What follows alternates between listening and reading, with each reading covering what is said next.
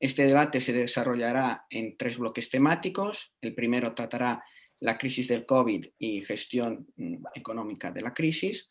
El segundo, la recuperación económica. Y el tercero, otras políticas económicas. Al final, cada ponente tendrá entre 2 y 3 minutos de oro para exponer algunas aclaraciones sobre algún tema que ha surgido en el debate. Posteriormente, les preguntaremos lo que nos hayáis escrito en los comentarios de YouTube, así que cuando queráis nos podéis hacer las preguntas y al final de esta sesión pues se las propondremos. Gracias, Manuel. Empezamos entonces con el debate. Antes de nada, empezaremos contextualizando un poco el momento en el que nos encontramos. Juan Ramón. Bueno, pues muchas gracias a SFL y a Postgres por la invitación a este debate. Efectivamente, bueno, vamos a debatir sobre las causas y las implicaciones que ha tenido la crisis del coronavirus. Y bueno, por mi parte, comenzar aclarando que es una crisis atípica. Las crisis a las que estamos acostumbrados son crisis generalmente que tienen su origen en shocks de demanda. Shocks de demanda con un componente especialmente financiero. Es decir, durante la parte de auge del ciclo económico hay una inflación de crédito que provoca un boom económico, una actividad desenfrenada, especialmente en el lado de la inversión, pero que va acumulando desequilibrios por la insostenibilidad de la expansión crediticia no fundamentada en ahorro. Y posteriormente, cuando colapsa ese gasto agregado financiado con crédito laxo, lo que sucede es las crisis económicas a las que estamos habituados, donde hay contracción crediticia, donde hay sectores enteros de la economía que han sido fruto de la mala inversión y hay que reestructurarlos, etc. Ese es el tipo de crisis a los que estábamos acostumbrados.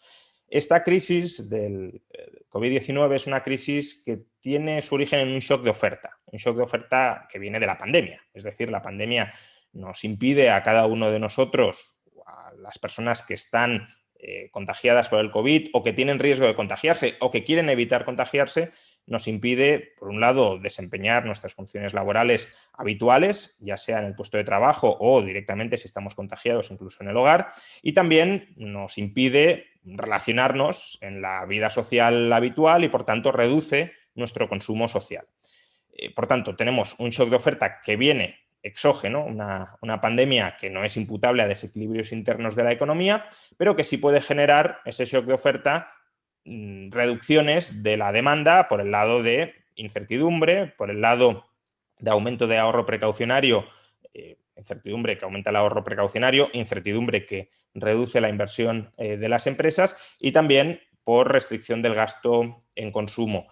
Y además es una crisis que, a diferencia de las otras, no termina cuando hayamos solventado los desequilibrios internos de la economía, sino que termina o bien cuando hayamos derrotado a la pandemia o bien cuando la economía se haya reconvertido lo suficiente como para aislarse de los efectos de la pandemia.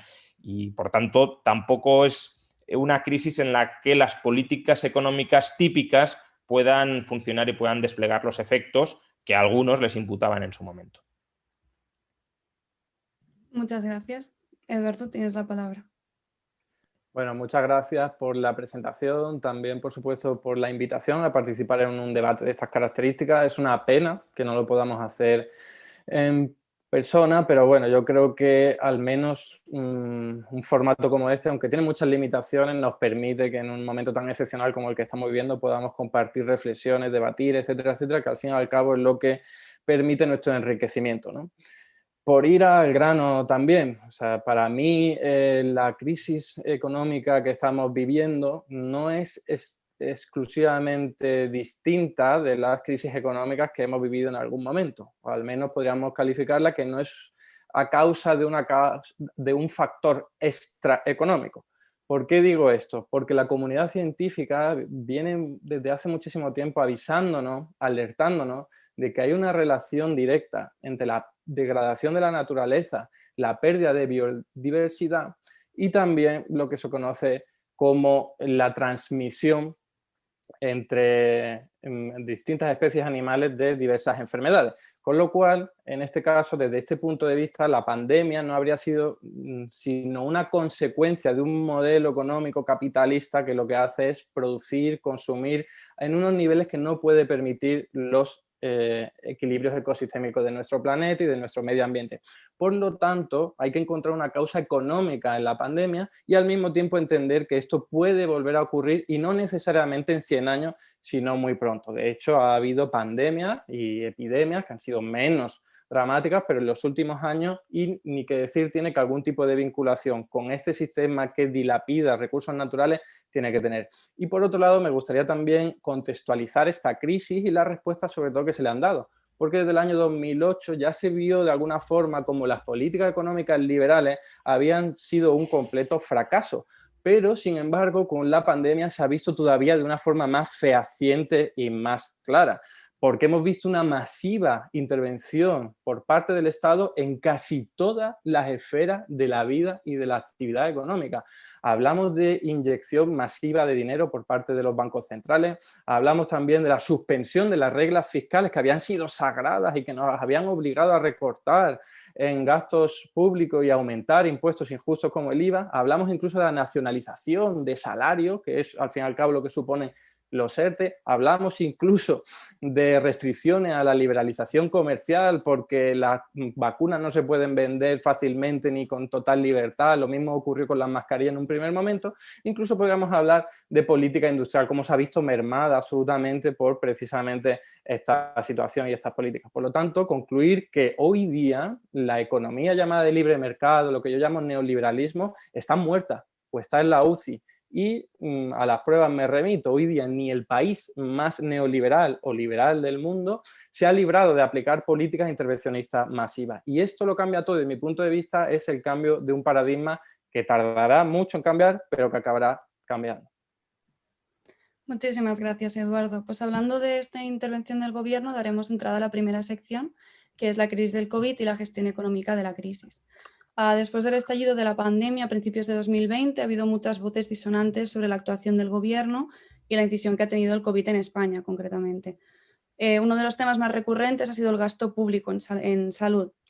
Juan Ramón, ¿considera que el mayor impacto que ha tenido la pandemia en España es resultado de los recortes en sanidad durante la crisis financiera de 2008? Bien, gracias. Yo solo un comentario, es decir, me parece verdaderamente increíble que Eduardo vincule la pandemia al sistema económico capitalista. ¿Qué pasa? Que no ha habido pandemias mucho más devastadoras antes del capitalismo.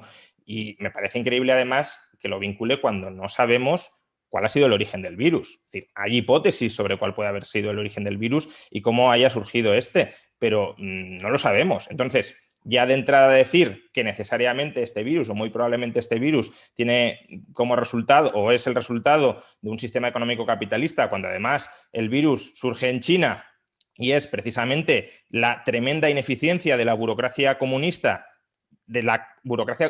que todavía existe en China desde la revolución, no el sistema económico en sí, pero sí la estructura burocrática, el que ha impedido una detección temprana del virus y un aislamiento temprano del virus antes de que se empiece a expandir por el resto del mundo, pues me parece increíble. Insisto, pandemias mucho antes del capitalismo, la mayor parte de las pandemias han sido previas al capitalismo, las más devastadoras han sido previas al capitalismo y que surge en China.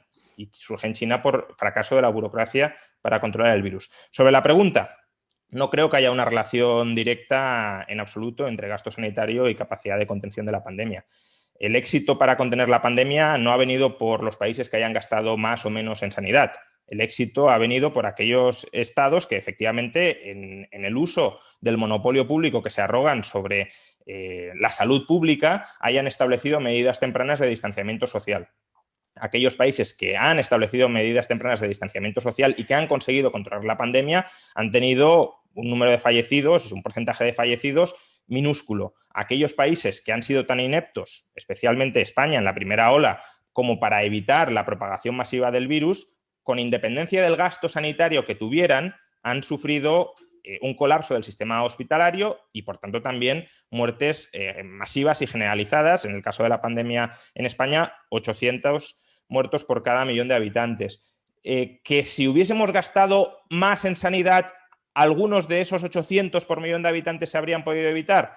Pues probablemente, pero tener un sistema sanitario permanentemente sobredimensionado para hacer frente a una pandemia, que en este caso sí es una pandemia una vez cada 100 años, no parece de recibo. Lo lógico es tener un sistema sanitario adecuadamente dimensionado para las necesidades habituales de la población y evitar, con medidas de distanciamiento social eficaces, la propagación del virus. No tener un sistema sanitario con capacidad ociosa del doble o el triple o 4 veces la capacidad de uso habitual, porque de otra manera tampoco se habría evitado. Ya que le cedemos el turno a Eduardo, y supongo que dirá que con más gastos sí habríamos evitado, que lo cuantifique. Es decir, ¿cuántos muertos cree que se habrían evitado con más gasto sanitario?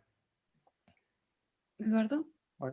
Bueno, a ver, claro que ha habido más pandemias antes del sistema económico capitalista, pero la clave es entender lo que decía de la comunidad científica que lleva tiempo diciendo y alertando. Mayor degradación de la naturaleza provoca mayor salto de esos virus desde los animales a las especies humanas y a otros animales. Y eso viene provocado, esa degradación de la naturaleza, por un consumo de recursos naturales y un vertido de residuos contaminantes que están desequilibrando los equilibrios de nuestro medio ambiente, la biosfera, estamos hablando del cambio climático. Todos los desafíos ecológicos que tenemos delante son provocados por la acción humana, que ha sido, evidentemente, desde hace muchísimos años, pero intensificada desde la aparición del sistema económico capitalista, que necesita consumir y producir más. Y sí, en la historia reciente hemos visto el salto de estos virus, de este tipo de virus, a los humanos en mucha mayor proporción que antes de la revolución industrial. Y eso es algo que se puede ver por la comunidad científica, no por lo que esté diciendo un economista comunista como yo.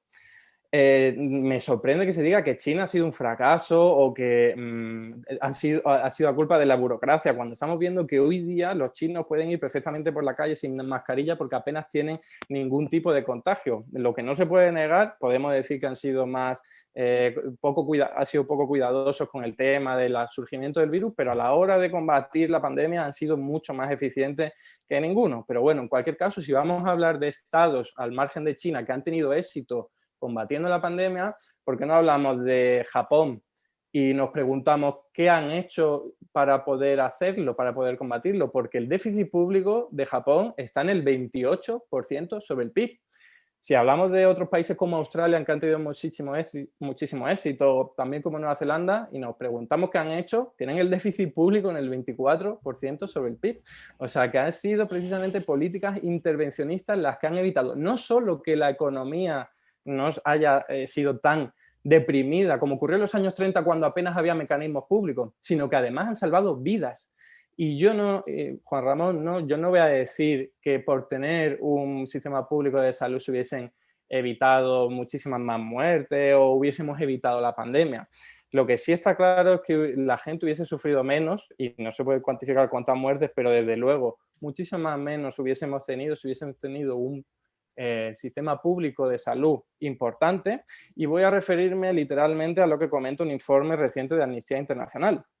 Durante una década de políticas de austeridad, el gasto público en salud en España cayó un 11,2% entre 2009 y 2018, incluso cuando el PIB de España creció un 8,6%, lo que dejó a los servicios de atención primaria sobrecargados, con poco personal y con fondos insuficientes cuando llegó el COVID-19. Y ahora me remito a un informe del Observatorio Corporativo de Europa, que ha sido todavía más reciente, que dice literalmente: la privatización del sistema sanitario europeo ha tenido efectos mortales, expuestos claramente durante el último año de la pandemia. Y por terminar con este punto, y refiriéndome a otro informe, el del Centro Europeo para la Prevención y el Control de Enfermedades, que dice literalmente: los muertos en hogares de ancianos representaron el 30% y el 60% de todas las muertes relacionadas con COVID en el primer mes del brote.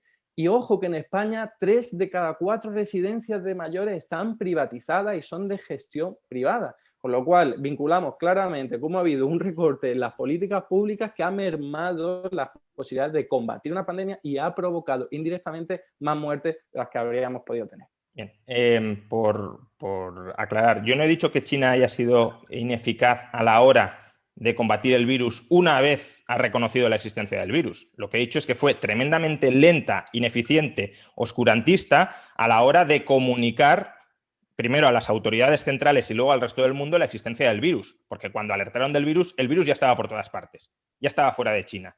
Y eso es debido a la lentitud de las burocracias locales para transmitir la información a las burocracias centrales, para no sufrir represión, reprimendas por no haber sido capaces de contener el virus. A ver, los informes que citas creo que tienen algún sesgo, pero en todo caso, si vamos a mirar número de fallecidos y gasto en sanidad, yo no veo realmente ninguna correlación. Es decir, España gasta el 6% en sanidad pública, porque además normalmente hablamos del gasto en sanidad pública como lo único importante, cuando en realidad deberíamos mirar el gasto en sanidad total, incluyendo también el de la privada. Pero bueno, Grecia, después de los brutales recortes que sufrió, etcétera, gasta un 5% del PIB en sanidad pública y tiene menos de la mitad de muertos que España. Irlanda, con un 5% también de gasto en sanidad pública, tiene la mitad de muertos que España. Estonia, también con un 5% sobre el PIB en sanidad pública, tiene 300 muertos por millón de habitantes, una cuarta parte que España. En cambio, los países europeos, o algunos de los países europeos que más gastan en sanidad, Francia, el 8% del PIB, tiene prácticamente los mismos muertos por millón de habitantes que España. Bélgica, 7,6% del PIB, 1.700 muertos por millón de habitantes. Reino Unido, 7,5% del PIB, 1.440 muertos por millón de habitantes. Y si salimos de la órbita europea, vemos otros países donde el Estado gasta muy poco en salud, que han sido tremendamente exitosos a la hora de contener la pandemia. Corea del Sur tiene 26 muertos por millón de habitantes, no 1.200 como España, 26, y gasta el 4,5% del PIB en sanidad pública. Singapur tiene 5 muertos por millón de habitantes y gasta el 2,25% en sanidad pública, el gasto público en sanidad, mejor dicho. Vietnam, 0,36 muertos por millón de habitantes y el 2,7% en sanidad. Por tanto, no veo esa relación. Y sobre el déficit, Eduardo, explícame qué tiene que ver un déficit del 20% con que se haya sido más eficaz a la hora de establecer medidas de distanciamiento social. Porque es que además todos los países que me has citado, Australia en 2019 tenía un déficit por debajo del 4% del PIB. Corea del Sur, país tremendamente exitoso, tenía superávit y el déficit para este año es del 3%. Corea del Sur no ha sido exitosa a la hora de gestionar la pandemia. Singapur tenía superávit del 4% del PIB en 2019, antes de la pandemia. Taiwán tenía un déficit por debajo del 2% y este año tiene un déficit previsto inferior, en 2020 inferior al 5%. En cambio, ¿qué déficit ha tenido Francia? ¿Qué déficit ha tenido España? ¿Qué déficit ha tenido Italia? ¿Qué déficit ha tenido Reino Unido? ¿Qué déficit ha tenido Estados Unidos? ¿Han sido exitosos a la hora de gestionar la pandemia con déficits tan brutales? No. No son tan brutales. Evidentemente, por eso hacía la comparación entre los déficits públicos de Japón, que casi llega al 30% del PIB, y en España, cuando llega al 10% del PIB, ya empieza todo el mundo a alarmarse, el primero, economistas liberales como tú. Pero bueno, en cualquier caso, la comparación que hacías entre países yo no la he hecho. No me parece absolutamente nada rigurosa. Porque en un país ha llegado antes la pandemia el virus, como en Italia, como en China, y en otros países que no ha llegado, o Nueva Zelanda, que es un país, es un país isleño, y entonces cierra su frontera y no se da cuenta nadie. No es riguroso comparar entre países, hay que comparar entre el mismo país, que es hacer un ejercicio contrafáctico, evidentemente, si hubiese tenido más inversión pública en sanidad, pero no solo en sanidad, porque la comparación habría que hacer la que hubiese ocurrido en España si hubiese entrado el virus de esa forma, con la misma gestión política, pero con una sanidad mucho más potente. Esa es la pregunta que hay que hacerse. Y yo creo que es evidente, no solo en España, en cualquier otro país, que si hay una sanidad mucho más potente, como ha ocurrido en otros países, los efectos en igualdad de condiciones o similares, los efectos serían muy diferentes. ¿Y por qué digo que no solo hay que hablar de recortes en sanidad? Porque es que la pandemia no solo afecta a los sanitarios y las consecuencias de la pandemia no son solo sanitarias. Transporte público. O sea, se ha visto claramente cómo puede ser un foco de contagio más importante que otro tipo de actividades sociales. ¿Qué pasa si tú recortas en la frecuencia de los metros, de las cercanías, de cualquier tipo de transporte público? Que la gente se tiene que apiñar y hay mucho más riesgo de contagio. ¿Qué pasa también con la investigación y desarrollo? Que si tú recortas, que es lo que hicieron primero los gobiernos de Zapatero y de Rajoy con la crisis del año 2008 en investigación y desarrollo, luego no tienes capacidad para sacar adelante rápido antivirales y vacunas. No tienes capacidad como si, por ejemplo, han tenido otros países como, por ejemplo, Rusia, China, por poner otra vez el mismo ejemplo. O la industria, ¿qué pasa en España? ¿Por qué no tenemos mascarillas los primeros meses? Porque habían recortado desde hace décadas, por cierto, en toda la política industrial, que teníamos un ministro que decía, del PSOE, por cierto, que decía, la mejor política industrial es la que no existe. Pues toma, pandemia y sin mascarilla y sin EPIs, y encima los demás países no te los venden. Es una pérdida de soberanía industrial que ha provocado muerte, y hay que decirlo claramente. Y por último, el salario. O sea, los recortes en salario que hemos vivido desde el año 2008 han provocado que personal sanitario, médicos, enfermeros se hayan ido a otros países, que los tenemos ahora en Francia, que los tenemos en Alemania, y están cuidando a los individuos de allí, que hacen muy bien, pero es que nosotros no tenemos capacidad de personal, entre otras cosas porque economistas liberales, la teoría económica liberal dice que no hay que gastar para o aumentar el déficit público para este tipo de cuestiones. Y termino con la pregunta que me has hecho. ¿Por qué vinculo déficit público con recuperación económica? Pues yo creo que es evidente que han hecho, ha sido exactamente la pregunta. Te he preguntado con contención de la pandemia, no con recuperación económica. Pero es que contención de la pandemia va ligado a la recuperación económica también. Pero en cualquier caso, contención de la pandemia. Encierras a todo el mundo, como por ejemplo en Australia, medidas mucho más restrictivas que en otros países europeos y sobre todo que Estados Unidos. ¿Cómo sostienen las rentas de las empresas y de las personas que no pueden trabajar? No puede el sector privado, eso hay que decirlo y me gustaría escucharlo de tu boca, porque no puede en un momento en el que no puede haber actividad económica, es tan evidente como eso. Así que tiene que aparecer el sector público, que es el único que tiene la potestad y la competencia y la autoridad y el poder y el potencial de hacerlo, y eso le da muchísimo el déficit público, porque hay pues nacionalización de salarios, como decía, sostención de esas rentas salariales, ayudas a las empresas y los autónomos, que por cierto en España no ha ocurrido y eso es una crítica gravísima. Eso es lo que explica, pero es que no lo hacen porque no quieren aumentar el déficit público, que es algo con lo que los economistas liberales tratáis de tumbar. Muchísimas gracias, Eduardo. Vamos a ligarlo con la segunda pregunta, que tiene bastante que ver con lo que habéis discutido ahora, que es, ¿se tiene que aumentar el gasto en sanidad? ¿Es posible garantizar un buen sistema sanitario bajando los impuestos? ¿Qué impuestos? Vale, por continuar con también el tema anterior,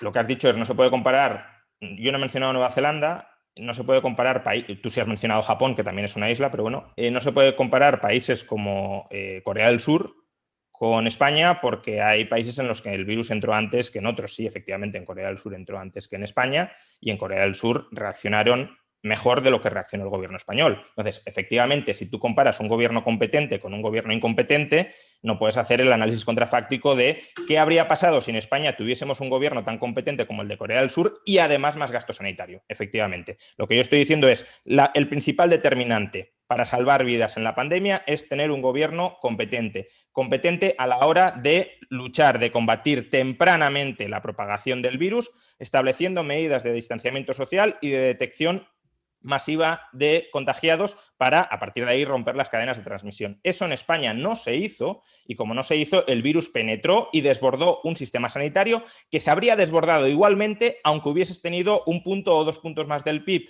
en gasto público en sanidad, como lo has tenido en Francia, como lo has tenido en Bélgica, y el sistema desbordó igualmente. Por tanto, las responsabilidades de quién son, y las responsabilidades, sobre todo en la primera ola, son de un gobierno incompetente que no fue capaz de anticipar la pandemia, a pesar de que le había estallado varias semanas antes en Italia y a pesar de que en Italia ya habían tomado medidas que aquí no se quisieron tomar hasta el 9 de marzo. Eso en primer lugar. En segundo lugar, obviamente, si tú estableces medidas de distanciamiento social, el déficit te va a aumentar. Pero ¿qué pasa? ¿Que en España no hemos establecido medidas de distanciamiento social? ¿Es que en España no ha habido confinamiento? No, lo que hubo fue un confinamiento muy tardío, demasiado tarde, con respecto a lo que debería haber sido, habida cuenta del antecedente de Italia y del antecedente de Corea del Sur. No ha habido medidas para justamente testeos masivos y controlar los contagios, y a partir de ahí establecer ese aislamiento de los contagiados y de sus contactos. Y como no ha habido todo eso, pues te da igual el déficit. Quiero decir, en España has tenido un déficit muy grande, en Estados Unidos has tenido un déficit gigantesco. ¿Y qué pasa? ¿En Estados Unidos ha gestionado bien por el déficit alto? No. Bien. ¿En Taiwán has tenido un déficit gigantesco? No. ¿En Corea del Sur has tenido un déficit gigantesco? No. ¿Lo necesitabas para luchar contra la pandemia? No. Obviamente es una consecuencia de una pandemia pésimamente gestionada, pero entonces la responsabilidad de quién la tiene. Sobre si va a aumentar el gasto en sanidad, el gasto en sanidad va a aumentar tanto porque la sanidad es un bien superior, es decir, cuanto más ricos somos, más queremos gastar en sanidad, y también pues porque la población va a envejecer y como la población va a envejecer vamos a necesitar más servicios sanitarios. La cuestión es, ¿ese gasto en sanidad va a aumentar o tiene que aumentar a través del sector público o puede aumentar a través del sector privado? Y creo que decir que el gasto en sanidad tiene que aumentar a través del sector público ya es una opción ideológica que no significa ni que el gasto sanitario vaya a estar mejor proporcionado para los ciudadanos, ni que vaya a ser necesariamente más eficiente. Por tanto, sí, va a aumentar el gasto en sanidad, pero no tiene por qué hacerse a través del sector público. Si hay personas que no tienen suficiente renta como para acceder a gasto sanitario en el sector privado, se pueden hacer transferencias ad hoc para que esas personas tengan acceso al sistema sanitario, pero eso no justifica en general nacionalizar el sistema sanitario o expandir el gasto sanitario solo desde el sector público. Dejemos que cada persona gobierne su propia vida también en materia de salud. Bueno, por referirme a las cuestiones que se habían tocado antes de abordar esta pregunta, me parece un poco, ¿cómo decir?, ingenioso o mal pensado criticar al gobierno de España solamente porque haya tenido peores datos de pandemia que países asiáticos, cuando en realidad todos los países europeos están en una situación muy parecida a la de España, incluyendo Estados Unidos, por supuesto, y no se dice que todos los gobiernos de Europa han sido malos en su gestión, ¿no? Porque si se dice, lo que habría que hacer es comparar precisamente lo que ha ocurrido en Asia con lo que ha ocurrido en Europa. ¿Y qué es lo que explica precisamente o cuál es un factor muy importante a la hora de explicar esto? Desde mi punto de vista, la cultura que hay allí. No me voy a meter ni siquiera en las medidas autoritarias de países como China. Me meto en la cultura que le dice el gobierno de Corea del Sur: os quedáis en casa, no salís y no hacéis nada, y respetan porque piensan en el bien común, piensan de una forma comunitaria, saben que ninguna vida es prescindible. En cambio, en Europa, que hay, por culpa precisamente de pensamientos liberales, de yo hago con mi vida lo que quiero, el Estado no me puede imponer nada, y dicen, me da igual que mueran no sé cuántos viejos. Ese es el pensamiento que prospera en mucha parte de nuestra comunidad occidental, precisamente por esos pensamientos de liberalismo, en los que no se antepone lo comunitario a lo privado. Y eso está clarísimo y tiene que ver también con las religiones, porque el taoísmo, el confucianismo fomentan este tipo de valores. ¿Qué dices del déficit de Estados Unidos? ¿Por qué ha aumentado tanto? Nos has comentado que hicieron un helicóptero monetario de 2,2 billones de dólares para darle dinero directamente a las familias y no solo a las más necesitadas. Eso evidentemente te aumenta muchísimo el déficit público, pero es que te amortigua también la caída económica, por no hablar de las consecuencias sociales que las amortigua también, ¿no? Y ya entrando en el bloque, el gasto público de sanidad en España es del 6,37%. O sea, solo Portugal está por debajo, solo de las 15 economías más importantes de la Unión Europea. Y eso es un problema porque no tenemos suficiente, ya no solo para pandemia, sino incluso también para nuestra propia salud en tiempos normales, ¿eh? Y sí me parece importante, por cierto, la comparación en gasto público sobre el PIB no es rigurosa tampoco, hay que decirlo, porque aquí los salarios de los profesionales sanitarios en España es inferior, bastante inferior que el resto de países, con lo cual, claro, nuestra sanidad pública es muy barata, pero en parte porque estamos pagando poco a nuestros profesionales. Pero en cualquier caso, ¿es importante lo público y lo privado? Desde mi punto de vista, sí. Si con la salud no se puede hacer negocio, eso tiene que ser un axioma desde mi punto de vista. Y es que si tú dejas que alguien haga negocio con la salud, va a intentar racanear en cualquier tipo de cosas, como los salarios, como los productos, porque lo que tiene que hacer es beneficio, si no, sale del mercado. En cambio, desde lo público se puede gestionar a través de criterios más políticos, más sociales, más democráticos, con mucho más cuidado en la salud pública. Y solo por comentar un informe reciente de los trabajadores de la Comunidad de Madrid, de la sanidad pública, ¿sí? De comisiones obreras, por supuesto sesgado, pero al menos traigo informes que van ilustrando un poco el debate. Y es que se vio cómo las propias enfermeras de los centros de gestión privada trabajaban mucho más que las enfermeras de los centros de gestión pública, en torno a que atendían a 5 pacientes más al día, y el salario era entre 20 y 25% inferior. Así que sí, yo reivindico una salud pública porque es la única forma de tener mejores salarios y mejores condiciones laborales. Y termino con el tema de los impuestos. O sea, para poder financiar esa salud pública, esa sanidad pública, no es necesario aumentar los impuestos ni a la mayoría de la población, y si me apuran, ni siquiera a los más adinerados, porque para eso están los mecanismos de déficit público, sobre todo en un momento momento en el que la Unión Europea dice, oye, esto no importa ya, que de eso no hemos hablado, espero que hablemos luego. Por lo tanto, yo creo que no hay que alarmarse, se puede mejorar la sanidad pública sin necesidad de que la gente tenga que pagar más impuestos. O sea, fíjate, Eduardo, que has comentado que la sanidad pública española es barata porque paga bajos salarios y luego me has dicho que la sanidad privada es intolerable porque pagaría bajos salarios. Justamente uno de los argumentos a través de los cuales se suele paga defender... peores salarios. Bueno, y el sector público también paga muy malos salarios. A lo mejor es que en España se pagan bajos salarios por algún motivo, más allá de si el sector es privado o es público. Sí, pero en lo privado te acabo de ilustrar que se paga menos.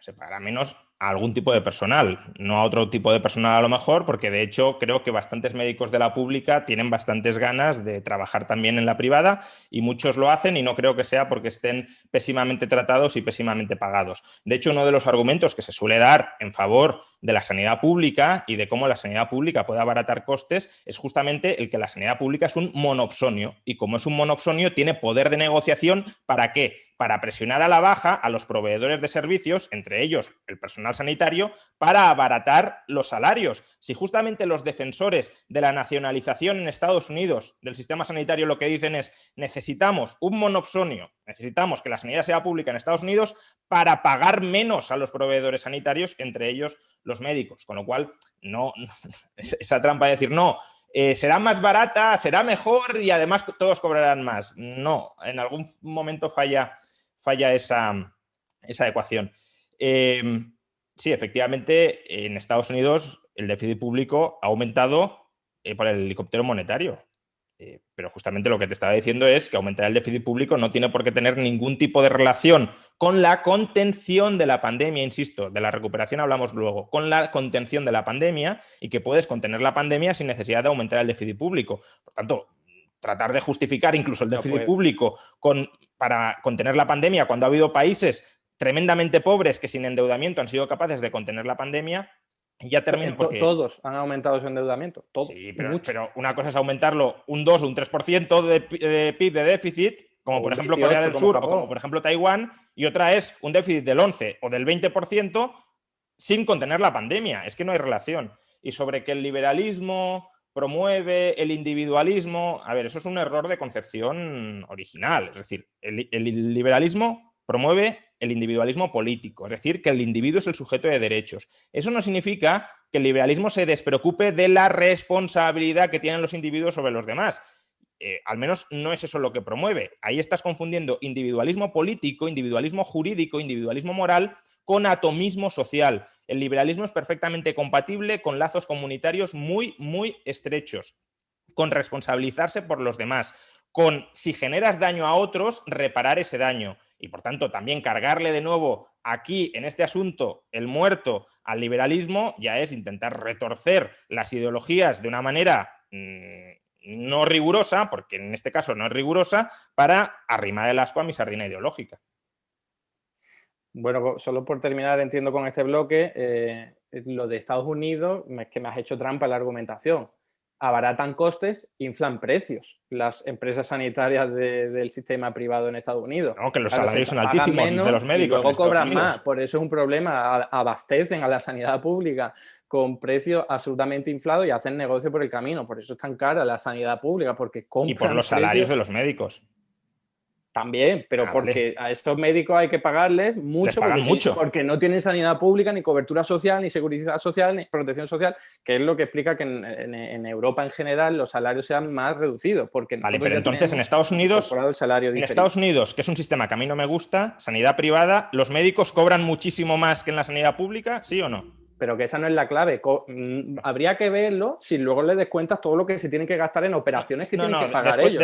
Descuéntales, porque en el sueldo que cobran, sueldo neto, ya está incluido el seguro sanitario, porque los médicos y en general los trabajadores estadounidenses, aparte del salario, la empresa les paga el seguro, que ese es parte del problema. Pero bueno, con lo cual el salario que tú ves monetario ya es salario neto después de tener cobertura sanitaria. ¿Cobran más o no cobran más? Eso desmonta tu argumento de que la sanidad privada por necesidad explota a los trabajadores sanitarios pagándoles poco. No, pero claro, pero es que también si te vas al sector público sanitario estadounidense también no hay pagan médicos. más que en España, pero eso es porque es un país que tiene mucho más capacidades vale. productivas, industriales, etcétera, etcétera. Por cierto, que las ha conseguido todas con intervencionismo público, no con liberalismo, que eso es un mito de lo grande. En cualquier caso, lo que creo que es importante referenciar aquí es que no nos importa tanto lo que cobren los médicos, que nos importa como que esa cobertura sea para todo el mundo y que todo el mundo la pueda pagar, que en Estados Unidos, por poner un ejemplo de sanidad privada de libros, con muchas críticas, hasta desde el liberalismo, lo entiendo, la gente no se lo puede pagar y eso es un problema y afortunadamente en nuestras sociedades tenemos la cobertura pública y universal. No pero en todos ¿cómo los me dice países, que es un ejemplo de libro si la mitad del gasto sanitario en Estados Unidos es gasto público? Ejemplo de libro lo digo porque hay empresas privadas gestionando todo el cotarro y no está dirigido por lo público, solo está sostenido. Pero la mitad del gasto sanitario es público. Claro, porque compran productos No, inflados vale, de precio. pero que no me digas que eso es un ejemplo del libro de sanidad privada cuando la mitad del gasto es público. Me dirás que es un ejemplo muy malo, por cierto, o sea, que funciona muy mal, de cómo establecer un sistema sanitario privado, que es mezclando un sobreaseguramiento con muchísimo gasto público. Pero no me digas que ese es un ejemplo de libro de cómo es un sistema sanitario privado cuando la mitad del gasto es público. No hay otros ejemplos de países en los que se haya desarrollado tanto la sanidad privada que podamos comparar, porque hasta en el Reino Unido el sistema es público y universal, y es un sistema nacional de salud, no un sistema de cobertura de seguridad social. Bueno, tienes ejemplos antes de justamente la implantación del Medicare, del Medicaid, de la socialización de la salud vía seguros en el propio Estados Unidos. Es decir, tienes ejemplos durante la primera mitad del siglo XX de cómo funcionaba la sanidad en Estados Unidos y hoy en día incluso, que es un sistema que ha ido evolucionando bastante, pero incluso hoy es mucho más parecido a cómo funcionaría un sistema privado, el sistema sanitario de Singapur, que el sistema de Estados Unidos. Siempre comenta Singapur, que es un país ridículo, que ha sido desarrollado por todas las potencias económicas capitalistas como Estados Unidos. Así yo también desarrollo un país y lo hago también paraíso fiscal. No, pero te estoy hablando de la sanidad, no te estoy hablando de igual, no es comparable nada de lo que ocurre en Singapur, en Hong Kong, en Taiwán, con lo que ocurre en Estados Unidos, en cualquier país occidental. O sea, tú me estabas poniendo el ejemplo de Japón, me estabas poniendo el ejemplo de Australia, que esos... También Japón no ha sido desarrollado por Estados Unidos. El crecimiento económico de Japón después de la Segunda Guerra Mundial no tuvo nada que ver con la ocupación estadounidense y con las relaciones privilegiadas con Estados Unidos. Pues claro, y ahora, sí. Si pones el ejemplo de Singapur, que por cierto fue colonia británica, no estadounidense, Singapur no vale porque no encaja en lo que a mí me interesa, en el discurso, en la narrativa ideológica que a mí me interesa. Es que el análisis económico tiene que ser riguroso y no puede comparar un país de muy pocos millones de habitantes con otro como Estados Unidos, que es una locura de país en términos de millones de habitantes. No se puede comparar, no se puede comparar. O sea, cada uno en su momento histórico, macroeconómico, político, institucional. Sí. Entonces, los países nórdicos sí los podemos comparar, por ejemplo, con España o con esto. No los has comparado nunca. Apenas tienen 10 millones de habitantes, al menos para cuestiones sanitarias, para cuestiones económicas, no es comparable, al menos al 100%. Podemos coger cosas y decir, oye, pues mira, aquí funciona. Y de Singapur no podemos coger cosas. Hombre, la comparación entre Singapur y Estados Unidos en millones de habitantes es que ni la puedo decir. Porque y cuando comparas España a 40 millones de habitantes con Estados Unidos, sí lo puedes comparar. Pues es que comparo en general Europa. Yo te estaba diciendo Reino Unido, Alemania. ¿El modelo sanitario que existe en Europa es el mismo en Europa? ¿Existe en todas partes el mismo modelo sanitario? ¿Existe el mismo modelo sanitario en Alemania? ¿Existe el mismo modelo sanitario en Francia? ¿Existe el mismo modelo sanitario en Holanda? Lo estoy diciendo. Hay un sistema público universal que a veces se rige por el Sistema Nacional de Salud, a veces por el Sistema de Seguridad Social. Pero no es verdad. ¿Cómo que en Alemania existe un Sistema Nacional de Salud? ¿Cómo que no? En Alemania no existe un sistema nacional de salud. No, de seguridad social, un modelo de Bismarck. Pero es que, pues entonces, claro, ¿cómo me comparas una cosa con la otra? Cubierto en la sanidad pública todo el mundo que esté trabajando su familia. Y en Alemania hay casi pleno empleo, con lo cual no hay nadie fuera del sistema. El problema de Estados Unidos es que no da cobertura a todo el mundo. Pero que me estás comparando sistemas sanitarios. O sea, me estás haciendo un sistema sanitario europeo como si fuera un bloque homogéneo para compararlo con Estados Unidos, cuando primero la sanidad que existe en Europa no es en absoluto homogénea entre países y por tanto no lo puedes comparar con Estados Unidos, y luego después me recriminas que no estoy siendo riguroso hablando del sistema sanitario de Singapur cuando no estás siendo en absoluto riguroso comparando el sistema sanitario de España con el de Estados Unidos con la diferencia poblacional, tu argumento, ni tampoco mezclando todos los sistemas sanitarios que hay en Europa sin ton ni son. Sacando el tema del bloque europeo, nos moveríamos a otra pregunta. ¿En qué ámbitos el gobierno debería utilizar los fondos europeos? ¿Qué consecuencias tendría la condicionalidad de estos fondos, Eduardo? Bueno, yo creo que los principios en los que se basan esos fondos están bien pensados a priori, porque se centran sobre todo en la transición ecológica de las economías, algo absolutamente importantísimo, en parte por lo que decía al principio, para descarbonizar nuestras economías, limitar las consecuencias negativas y ambientales del cambio climático, de la degradación de la naturaleza que comentamos, que es producto, y no lo olvidemos, de un sistema económico capitalista que produce y consume sin parar por encima de los niveles medioambientales. Y por otro lado, todo lo que tiene que ver con el ámbito tecnológico, que me parece crucial en un momento en el que, bueno, hay nuevas tecnologías.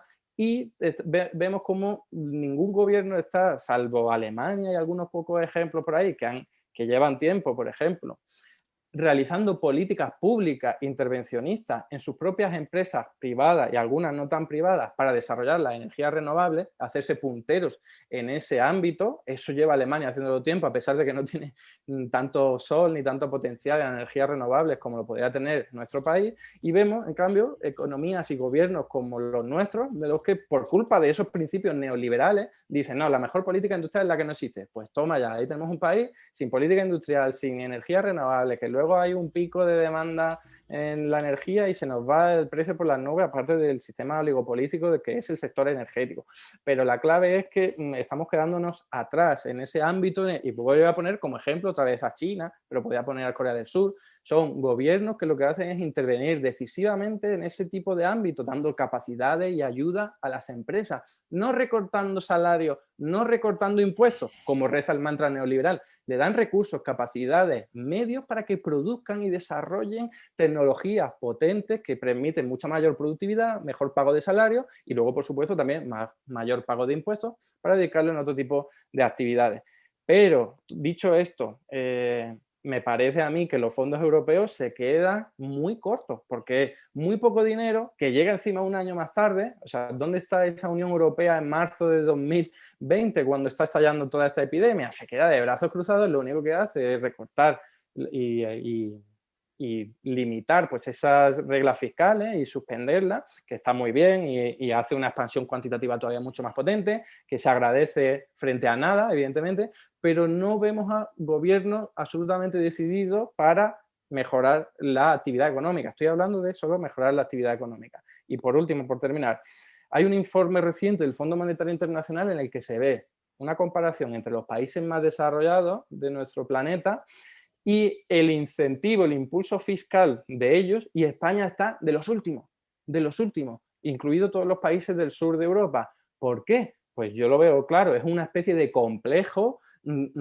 prolongado por culpa de la crisis del año 2010, el que se decían los países, no gastéis, no aumentéis el déficit público, pero luego Alemania bien que lo hace, luego bien los Países Bajos que lo hacen, y ahí vemos cómo somos encima víctimas de ese neoliberalismo, a pesar de que quienes han inculcado el neoliberalismo, lo último que hacen es políticas neoliberales. Vale, luego hablamos de política fiscal, creo, no voy a entrar ahora en ese tema, pero luego debatimos. Sobre los fondos europeos, a ver, hay tres modelos de cómo, digamos, un gobierno puede contribuir al desarrollo económico y puede contribuir, en este caso, al desarrollo económico manejando grandes cantidades de dinero. Una sería el modelo socialista. El modelo socialista consiste en que el gobierno planifique centralizadamente todas las decisiones de inversión que se van a adoptar. Ese no es el modelo que vamos a seguir en España. Luego está el modelo liberal, que sería que el gobierno, pues, por ejemplo, se dedique a bajar impuestos y que sea el sector privado el que seleccione las inversiones que en cada momento son más rentables. Tampoco es el modelo que vamos a seguir en España ni en Europa, ¿no? Es decir, que los fondos no se pueden utilizar para eso, por desgracia. El modelo que vamos a seguir en Europa y en España es un modelo, llamémosle, mercantilista. ¿En qué consiste el modelo mercantilista? En que el gobierno reparte fondos a las empresas en función de la capacidad de cabildeo, en función de la capacidad de influencia que tengan las empresas. Y eso es lo que va a suceder en España. En España los fondos, una parte pequeña, los va a invertir directamente el gobierno en aquellas infraestructuras públicas que considere pertinentes, pero la mayor parte se van a asignar a través de un instrumento que se llaman los PERTEs, que son básicamente proyectos que presentan grandes empresas, que ya han tenido que presentar, de hecho el plazo terminaba el 21 de enero, para que el gobierno luego seleccione y diga, a ti te doy el dinero porque tu proyecto me gusta. Evidentemente el riesgo de corrupción institucional de captura del regulador que existe con este tipo de interacción público-privada es gigantesco. Es decir, al final nos podemos encontrar con que los fondos europeos son una subvención masiva a determinadas grandes empresas a costa del dinero de todos los contribuyentes. Y eso sería algo tremendamente negativo. Para minimizar el riesgo de que eso suceda, no eliminarlo, pero sí minimizarlo, lo ideal sería que hubiese muchos controles y muchos pesos y contrapesos independientes del poder político para que fiscalizaran las decisiones que ese poder político está adoptando, por ejemplo, al asignarles varios miles de millones a determinadas empresas. En España no se va a hacer. En España el gobierno va a tener el poder absoluto para asignar los fondos sin controles externos. Y, por tanto, insisto, el riesgo de que esos fondos terminen siendo desviados para mayor lucro de capitalistas mercantilistas, es decir, de empresarios bien conectados con el poder político, es bastante alto.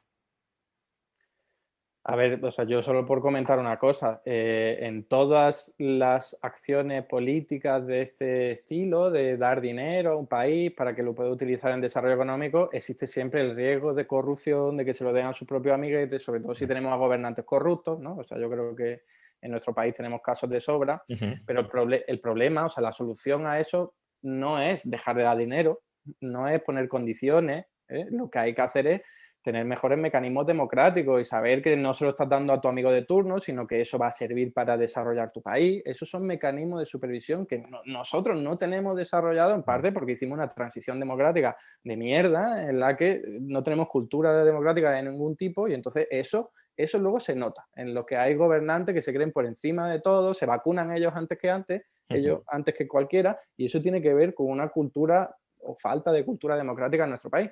Por lo tanto, no creo que la solución fuese condicionar esos fondos, ni siquiera recortarlos, sino incrementarlos, sería de mi punto de vista lo que habría que hacer, y además, como por supuesto, orientarlo, dar algún tipo de indicación para desarrollo económico, no para que tengas que recortar en el mercado laboral los salarios, flexibilizar las condiciones, como implícitamente dice la Unión Europea, que por cierto, yo creo que luego esa condicionalidad no se va a dar porque no se lo puede permitir la Unión Europea. Lleva muchos años rindiéndose frente a la evidencia y es que está alimentando movimientos políticos de extrema derecha y sabe que ya basta de apretar las tuercas porque, bueno, Dios al fin y al cabo aprieta pero no ahoga, ¿no? Y eso es lo que hemos visto desde el año 2015. Con lo cual yo creo que todo esto se está empeorando.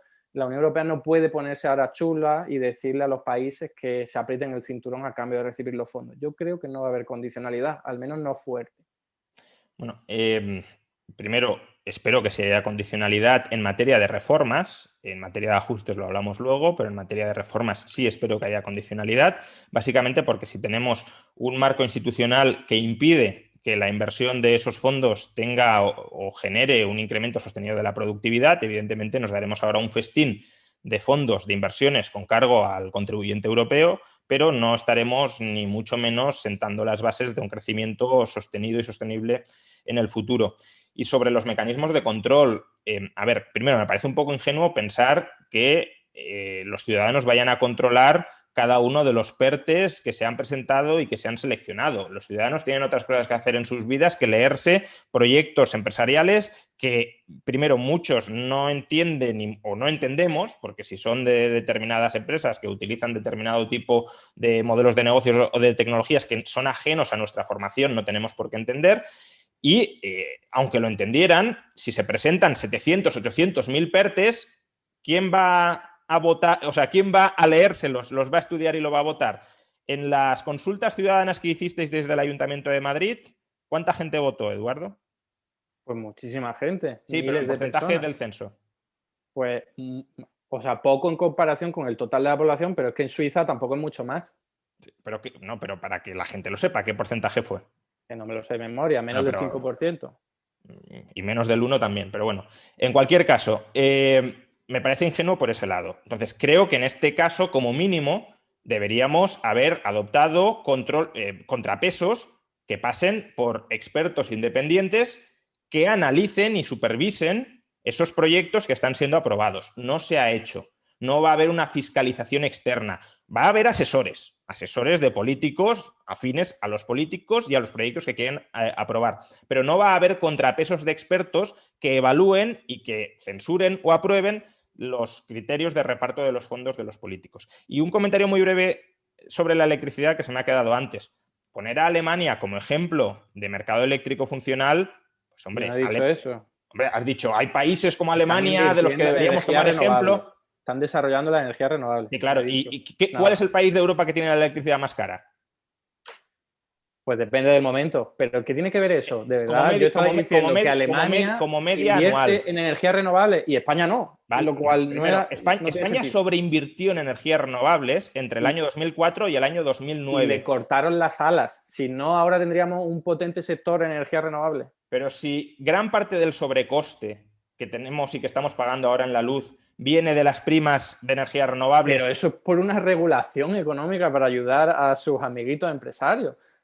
Si ahora las energías más baratas son la Vale, eólica ahora y puede la ser, hidroeléctrica, pero ahora pues ya puede ser, está. pero es que estamos cargando con la hipoteca de lo que Visión se de hizo mal en futuro, Juan 2004-2009. Ramón. Y lo relaciono con una cosa que estabas comentando. Dice, condicionalidad para cosas que te den productividad. ¿Pero productividad de qué tipo? ¿Productividad hoy? ¿Productividad dentro de 10 años? Lo que hay que tener es visión de futuro. Invertir en proyectos que, aunque hoy día sean deficitarios, te den luego lugar a desarrollar y a tener una productividad impresionante. No solo en términos económicos, también en términos sociales, ecológicos, porque no podemos olvidarnos de los desafíos sociales y ecológicos que tenemos. Eduardo, ¿de qué ha servido a España haber sobreinvertido en renovables en un momento en el que esa tecnología no estaba madura, como en 2004 a 2009? ¿De qué ha servido para sentar las bases del desarrollo futuro? Juan Ramón, si luego el gobierno llega y les corta la sala y les retira toda la ayuda, vamos a ver, si tú inicias un proyecto y de pronto te quitan la financiación, estás jodido. Tú y todo el mundo, y claro que te sale mal. Si es la Voy a instalación poner de una un central. ejemplo, no es reciente, el de Toyota. Toyota era una empresa que se dedicaba a otro tipo de cosas que no era producción de automóviles.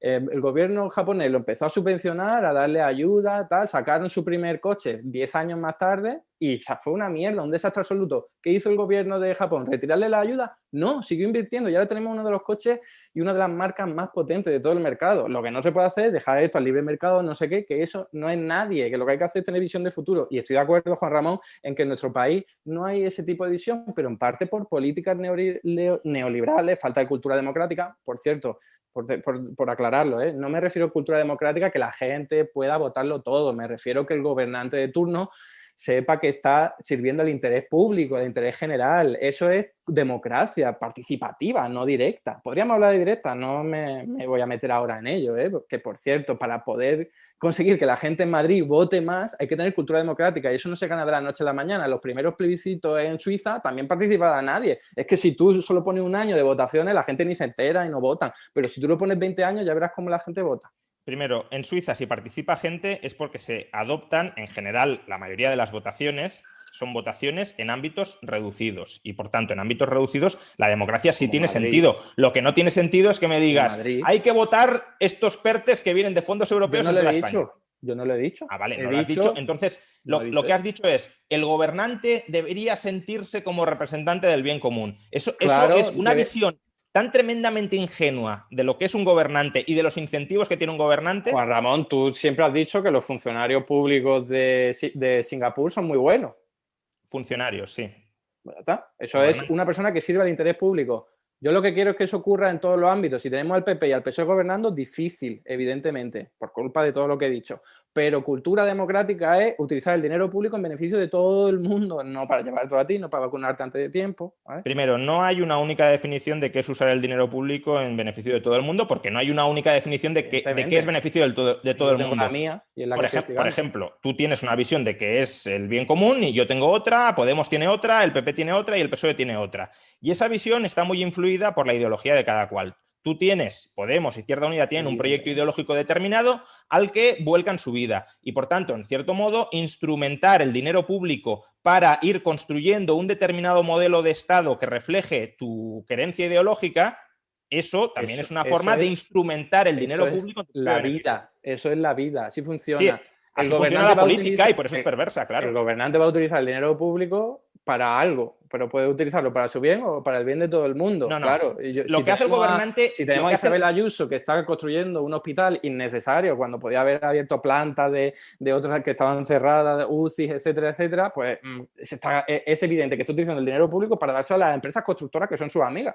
Porque lo que hace el gobernante... Bueno, lo que van a hacer con los PERTEs, pero bueno, lo que hace el gobernante Depende. Es utilizar el dinero público para perpetuarse en el poder. Y eso lo hacen todos. Eso lo hacen absolutamente todos. ¿O es que Podemos no se quiere perpetuar en el poder? No, No, evidentemente no. Podemos le ha dicho al Partido Popular que no va a volver a gobernar en la historia, pero Podemos no tiene ninguna intención Pero de verdad, perpetuarse Juan en el Ramón, poder. ¿tú no crees que no haya ni una sola persona en el mundo que se meta en política para cambiar la vida de la gente? ¿No para Puede ser, sacar pero no dinero? llegan al mando. Y Pues no te llegan puedo al dar mando porque muchísimos ejemplos y son casi todos de mi organización. A Julio Anguita se le puede decir que se dedicó a la política para beneficiarse él, dio su vida por mejorar la vida de la gente de Córdoba y luego se fue a dar clases en su... Y llegó al poder, ¿no? Si llegas ¿Llegó al poder? Si llegas a lo más alto, es porque has tenido que dejar muchos cadáveres en el camino. Y llegan a lo más alto quienes tienen menos escrúpulos para someter a los demás. Y quienes tienen menos escrúpulos para anteponer su propio interés al interés de los demás. Y por tanto, en la política se da un proceso de selección adversa. Son los peores, no los peores cualificados. No estoy diciendo eso, no estoy diciendo los más tontos, no estoy diciendo eso. Estoy diciendo las personas con menos escrúpulos, con más voluntad de dominar a otros, son esas personas las que llegan a lo más alto. Esas personas llegan también al poder de las empresas privadas y hacen... Sí, con la diferencia de que una empresa privada, si no lo hace bien, desaparece. En las empresas privadas también son un problema. Mira lo que ha pasado en Reino Unido. O sea, la Universidad de Oxford quería donar los derechos de su vacuna, apareció Bill Gates y su fundación y de pronto se la venden a AstraZeneca y hoy día nosotros estamos pagando eso. A la gente privada con mucho poder nos puede salir muchísimo más caro y nos sale mucho más caro porque nadie lo controla. Al menos en lo público tenemos mecanismos democráticos, mejores, peores, pero se intenta depurar responsabilidades. Lo que no se puede hacer es permitir que los multimillonarios luego hagan lo que quieran sin ningún tipo de control democrático, que eso, por lo que entiendo, es tu visión. La diferencia es que en las empresas votas día a día, lo que quieres lo compras y lo que quieres no lo compras. Y ahí el consumidor sí está muy interesado en estar informado porque sabe que si compra lo que no es adecuado, el coste y las pérdidas las soporta él. En política no hay... No está interesada la gente. ¿Eh? En política no está interesada la gente. No, porque el voto... A ver, ¿en qué cuenta un voto individual? ¿Para qué cuenta un voto individual? ¿Qué cambia un voto individual? La democracia no es solo un voto. No. Cuando la gente sale a manifestar, se condiciona las políticas. Lo que tú tienes es capacidad de emitir un voto. Yo no tengo capacidad de emitir tu voto. Yo tengo capacidad de emitir mi voto. ¿Y mi voto para qué cuenta? ¿Mi voto para qué cuenta? Si yo voy a la tienda, mi voto sí cuenta. Porque si yo compro mal... Cuenta lo mismo. ¿Perdón? Cuenta lo mismo, porque tú eres un consumidor y la empresa no vive de ti, vive de muchísimos consumidores. Y si compro algo que no es bueno, las pérdidas las soporto yo. Ahora... Si yo dejas de comprar y la persona que no le gusta la política deja de votar, ¿cuál es la diferencia? No, o vota a un partido que no es el adecuado. ¿Qué más da? ¿Qué más da? Bueno, es decir, ¿ese voto en qué influye? En absolutamente nada. ¿Y los incentivos son perversos también por ahí? Habiendo discutido bastante de la democracia, vamos a volver a centrarnos en el debate en cuanto a la crisis en materia económica y aprovechando vamos a movernos de sección para hablar de la recuperación económica. Hemos hablado de la crisis y de la gestión de la crisis durante la pandemia, pero ahora va a venir otra crisis que todos sabemos. ¿Cuáles tienen que ser las bases en política monetaria y en política fiscal para la recuperación económica? Juan Ramón. Bueno, a ver, por hacerlo breve, porque supongo que aquí habrá mucha materia de debate con Eduardo.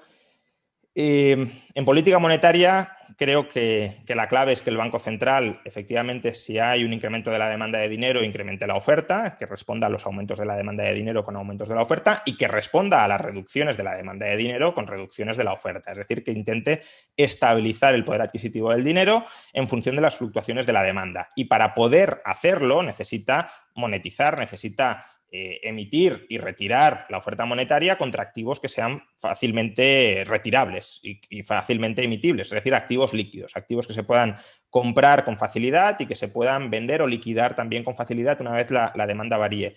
Lo que no debe hacer el Banco Central, y es lo que está haciendo tanto en Europa como en Estados Unidos, es socializar pérdidas. En Estados Unidos el Banco Central se ha dedicado a comprar instrumentos de financiación privada, deuda privada, incluso acciones, que suponen una forma de socializar las pérdidas del sector privado al sector público, porque si esos activos en un futuro pierden valor o incluso sufren default, las pérdidas las va a sufrir el Banco Central, es decir, las van a sufrir todos los contribuyentes, y en Europa la socialización de pérdidas se da entre países. El Banco Central Europeo está comprando deuda de países con alto riesgo de insolvencia, como pueda ser Grecia, como pueda ser incluso España, y lo está comprando con cargo al crédito alemán. Y creo que eso no es en absoluto positivo y luego tendremos oportunidad de debatirlo, imagino. Y en política fiscal es evidente que a corto plazo el déficit es inevitable. ¿Por qué es inevitable? Porque hay una necesidad de hacer gasto, por un lado, de mantenimiento de rentas de personas que se han quedado sin ellas, porque el Estado, que supongo que Eduardo tirará por ahí, tiene esa necesidad de hacer gasto de mantenimiento de rentas, pues porque el Estado se ha arrogado esa potestad y se ha arrogado ese monopolio. Si tuviésemos otro tipo de modelo de sociedad con base más privada y base más comunitaria, la población tendría más ahorro, tendría más seguros y tendría más lazos de solidaridad comunitaria. Eso no existe, porque el estado de bienestar lo ha desplazado y se ha arrogado el monopolio de proporcionar y de suministrar la asistencia social en momentos de crisis como la actual. Pues evidentemente, si esa es la potestad que se ha arrogado, la tendrá que ejercer porque ese es el modelo que se ha impuesto. Por tanto, por un lado, gasto en mantenimiento de rentas y por otro, gasto en otro monopolio que también se ha arrogado el sector público, que es la salud pública. Pues si solo el Estado puede comprar vacunas, si solo el Estado en determinados momentos ha podido comprar test, etcétera, pues tendrá que gastar en eso, evidentemente. Sería suicida decir que no hay que comprar las vacunas, que no hay que comprar los test, que no hay que comprar el material sanitario, cuando el Estado se está arrogando justamente ese monopolio. Eso es más gasto público en un momento en el que los ingresos caen y, por tanto, eso es déficit. Ahora, a medio plazo, conforme la recuperación, la reactivación económica vaya llegando, desde luego lo que tenemos que hacer es ir reduciendo el déficit para sanear nuestro exceso de deuda pública, que es el exceso que vamos a tener en estos momentos, y por tanto para mejorar nuestro riesgo financiero y no vivir subsidiados por el crédito alemán. Bueno, a ver, con respecto a la política monetaria, sí, yo pensaba que íbamos a estar al menos algo de acuerdo en esto, pero no, tampoco. ¿Por qué digo esto? Porque Juan Ramón habla de socializar pérdidas, cuando si uno va a ver qué está haciendo exactamente los bancos centrales con sus políticas de compra de activos, que son la expansión cuantitativa, está creando dinero para comprar bonos o activos financieros en manos de los inversores privados. Inversores financieros privados. Eso es socializar pérdidas, le está dando a la gente dinero. Le está dando a la gente dinero porque tenía un bono que le iban a devolver lo que sea, 10.000 euros dentro de 5 años y ahora de pronto tiene los 10.000 euros ahora. Socializar pérdidas no, está concentrando ganancias en la capa de la población que puede invertir en ese tipo de bonos, que por cierto, acorde a la estadística financiera de la familia del Banco de España, solo es el 11% quienes invierten en acciones, quienes invierten en este tipo de activos financieros y sobre todo en las capas más ricas. Con lo cual, lo que está haciendo ahora la política monetaria de los bancos centrales es aumentar la desigualdad, también inflando los precios de todos esos activos en los que se concentran las capas más acaudaladas. Por lo tanto, desde mi punto de vista, ¿qué tiene que hacer el Banco Central Europeo? Nada de eso. Tendría que, el Banco Central Europeo, cualquier banco central, ¿vale? Con su política monetaria, es dejar el tipo de interés en el 0%, porque ese es el nivel general o natural al que tiende el tipo de interés o debería tender, ¿vale? Eso es un tema que se puede debatir, pero esa es la mejor forma para que nadie haga dinero y riqueza a costa de crear dinero, de tener, dinero, porque eso es al fin y al cabo lo que estamos viviendo desde los años 70, 80, cuando las políticas de financiarización tuvieron lugar y se desarrollaron, ¿no? Hoy día hay gente que vive de tener dinero y eso desde mi punto de vista es inmoral. La gente tiene que trabajar, aportar algo a la sociedad, etcétera, etcétera. Y por el lado de la política fiscal, vamos a ver, el déficit público es algo necesario y natural. Si uno va a ver los datos de todos los países a lo largo de toda la historia, lo normal es tener déficit público y no hay que alarmarse, no hay que tirarse de los pelos. Hay que entender que el déficit público es una herramienta de política económica al que tiende la economía y no significa que se le esté quitando dinero a la gente, etcétera, etcétera. Pero bueno, esto es un debate mucho más largo. Por lo tanto, de política fiscal, por supuesto, eliminar para siempre, no solo temporalmente, esas reglas fiscales que ha hecho el Banco Central y la Comisión Europea y otros organismos que ha sido, oye, ahora ya se puede aumentar el déficit público, todo lo que sea, la deuda pública, todo lo que sea. Desde mi punto de vista, esas reglas fiscales se tienen que eliminar o al menos cambiar. y permitir que todos los estados puedan tener el déficit público que quieran, siempre que no generen tensiones inflacionistas elevadas o desequilibrio macroeconómico en el tipo de cambio. Pero lo que no tiene sentido es limitar a los estados y decir, no, quédate en un 3% sobre el PIB de déficit porque es que no deberían más. Cuando hay países que eso se la sopla, Japón lleva décadas con déficit público y mira qué bien les va, mucho mejor que a nosotros. Por lo tanto, déficit fiscal para incentivar la actividad económica, ultra necesario y financiado por el Banco Central, que eso no es repartir pérdidas, eso se llama financiación monetaria directa. Algunos dicen que se llama monetizar déficit, me parece que no es en absoluto riguroso ni correcto, pero esa es la mejor forma de que una política macroeconómica pueda dar lugar a políticas públicas orientadas en beneficio de todo el mundo.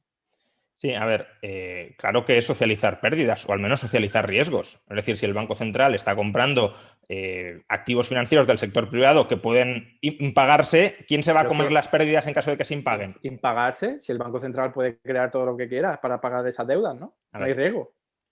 Si el Banco Central compra una deuda, un bono de una empresa estadounidense y esa empresa no paga, ¿quién se come el riesgo? Tú dices, no, pues que le dé el Banco Central dinero a la empresa para que pague el bono. Pero si el Banco Central da igual, puede tener. O sea, el Banco Central da igual que esté quebrado, el Banco Central da igual que no tenga. No puede quebrar, lo dijo hace poco. Si el Banco Central el Banco Central Europeo no puede quebrar aunque tenga pérdida. Vale, quiebra es que los activos valgan menos que los pasivos. Esa es una situación. Bueno, insolvencia. Quiebra es que seas incapaz de pagar los compromisos de pago que tiene. No, bueno, una situación de insolvencia es cuando tus activos valen menos que tus pasivos. No estoy de acuerdo con esa definición. Bueno, insolvencia es que no puedes hacer frente a los compromisos. Es la definición contable, es decir, es insolvente cuando tus fondos propios son negativos. En cualquier caso. Además, lo miré hace poco en la RAE, viene definido así. Insolvencia es, insisto, da igual. En cualquier caso, si la demanda de dinero cae, y eso es algo que puede suceder, ¿bien? Si la gente quiere mantener menos dinero, para evitar tensiones inflacionistas, ¿qué tiene que hacer el Banco Central? Respóndete tú, yo no voy a utilizar esa argumentación que me parece que no tiene ningún tipo de sentido. La gente no quiere dinero, pero si la gente lo que quiere es dinero, trabajar, es que ¿dónde está esa premisa? La gente demanda dinero. La gente demanda dinero u otros activos. Primero, la gente demanda dinero u otros activos financieros. No sé de dónde sacas que la gente solo quiere atesorar dinero en lugar de invertir en otro tipo de activos financieros. Es decir, demanda de dinero es atesoramiento de dinero. ¿Qué pasa si el 11% de la población que invierte en activos financieros a lo mejor quiere activos financieros? El 90% restante quiere su salario, su pensión, vivir tranquilamente. Y la financiarización, eso, para los que quieren hacer negocios, intentaremos que no prospere tanto porque es la que nos lleva a la crisis del año 2008. O sea, que la alternativa financiera que le ofreces a la mayoría de la población es que guarden el dinero debajo del colchón.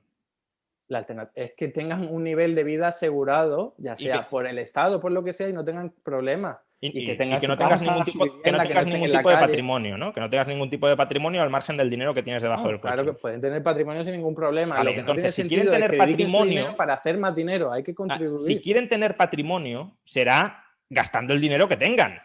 Bien, entonces, si la demanda de dinero cae, e insisto, el grueso de la demanda de dinero ni siquiera es la demanda de dinero de las familias. La demanda de dinero hoy en día está concentrada en demanda de dinero, por ejemplo, de grandes empresas, de fondos institucionales. Esa es la demanda de dinero que cuenta para estabilizar el valor del dinero o no, porque es donde se concentra. ¿Cómo que no? Para nada. O sea, el valor del dinero lo establece el Banco Central, una decisión política por la Junta de Directiva en el Banco Central correspondiente. ¿Ah, sí? Entonces, el Banco Central de Turquía, por ejemplo, ¿por qué no establece la estabilidad de precios?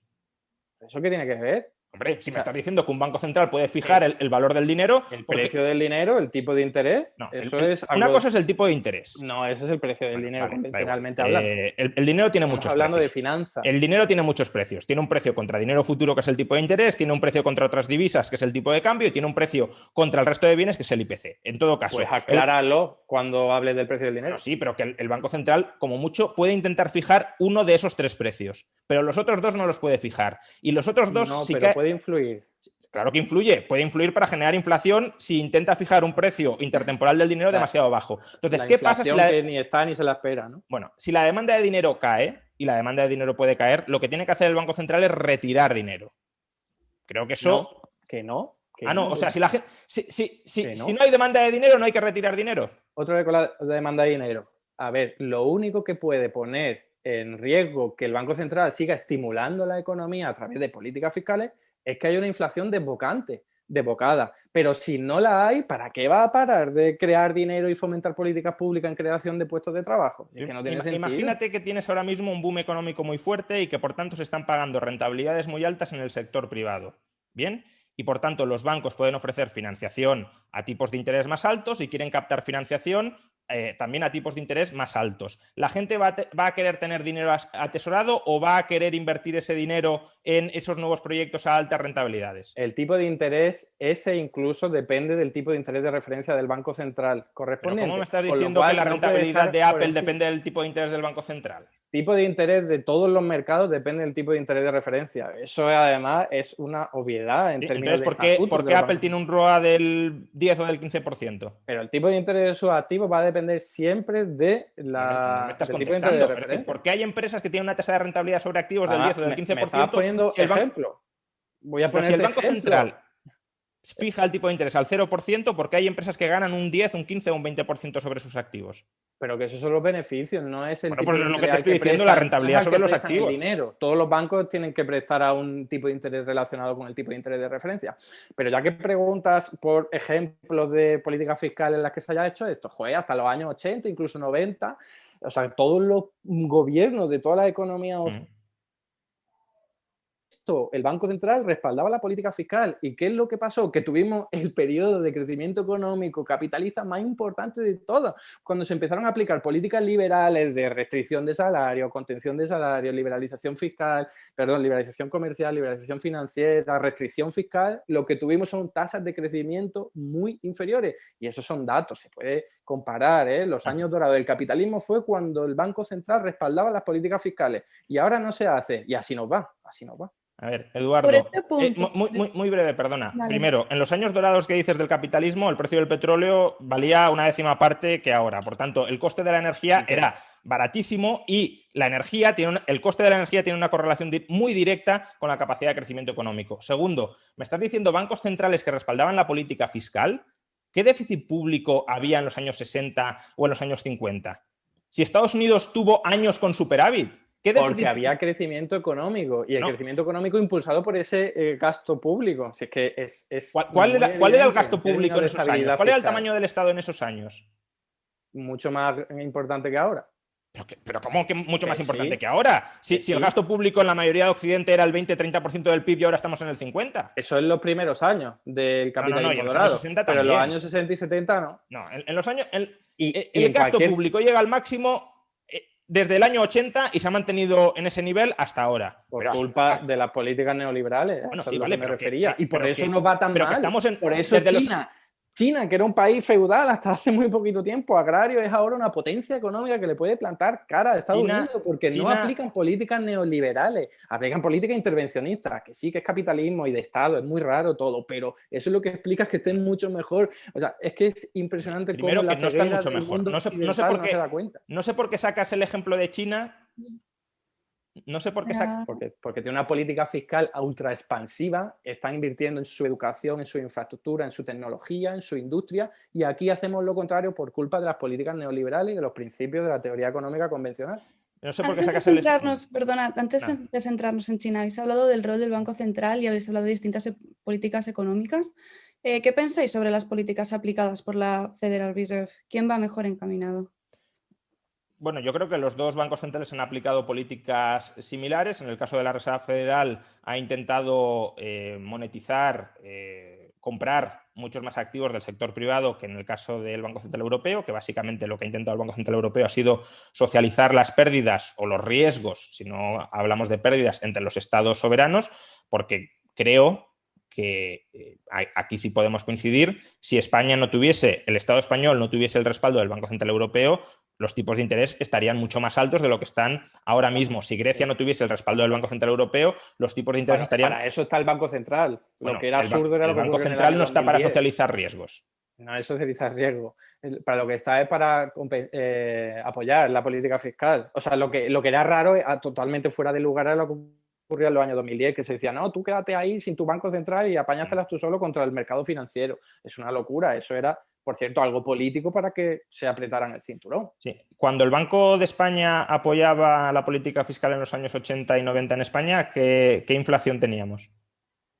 ¿Y qué problema hay cuando había crecimiento económico? Es que a veces parece que la inflación aquí es el mal del mundo, pero los años de mayor crecimiento de toda la historia del capitalismo han sido con unos tipos de inflacionarios que no superaban el 10%, que también es importante decirlo, que es que a veces la creencia de la inflación habla de que parece que es un embarazo, ¿no? Que tiene que ser 9 meses. Pues no, la inflación puede crecer, pero no tiene por qué convertirse en hiperinflación. No, Que vale. las hiperinflaciones claro. La hiperinflación, puedes tener inflación muy alta como en Argentina, puedes tener inflación altísima como en Venezuela, o puedes tener inflaciones altas, pero no desbocadas, como las que tenía el sur de Europa.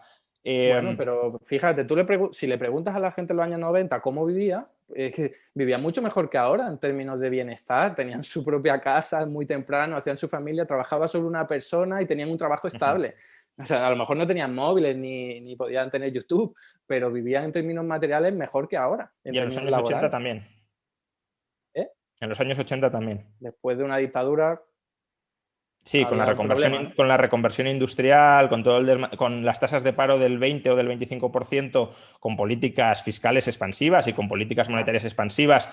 Esas políticas fiscales fueron las que permitieron crecer el estado del bienestar, además en un momento de crisis internacional. O sea, que fue una epopeya, fue un éxito total de la economía española. Bastante que creció eso. La segunda mitad de los 80, poca crisis internacional, y teníamos tasas de paro por encima del 20% y tasas de inflación igualmente desbocadas. De hecho, en los años 90, si se empiezan a controlar las tasas de inflación y empieza a haber bonanza económica, es porque fijamos nuestra moneda con el resto de monedas europeas y eso restringe nuestra capacidad de monetizar déficits en los años 90. Y eso es precisamente el problema en el que estamos inmersos hoy día, que dependemos del Banco Central Europeo. Has dicho que los 90 fueron una década muy buena, cuando fue una década en la que la Comisión Europea le da la gana de que recortemos en salario, pensión, etcétera, etcétera, lo hacemos.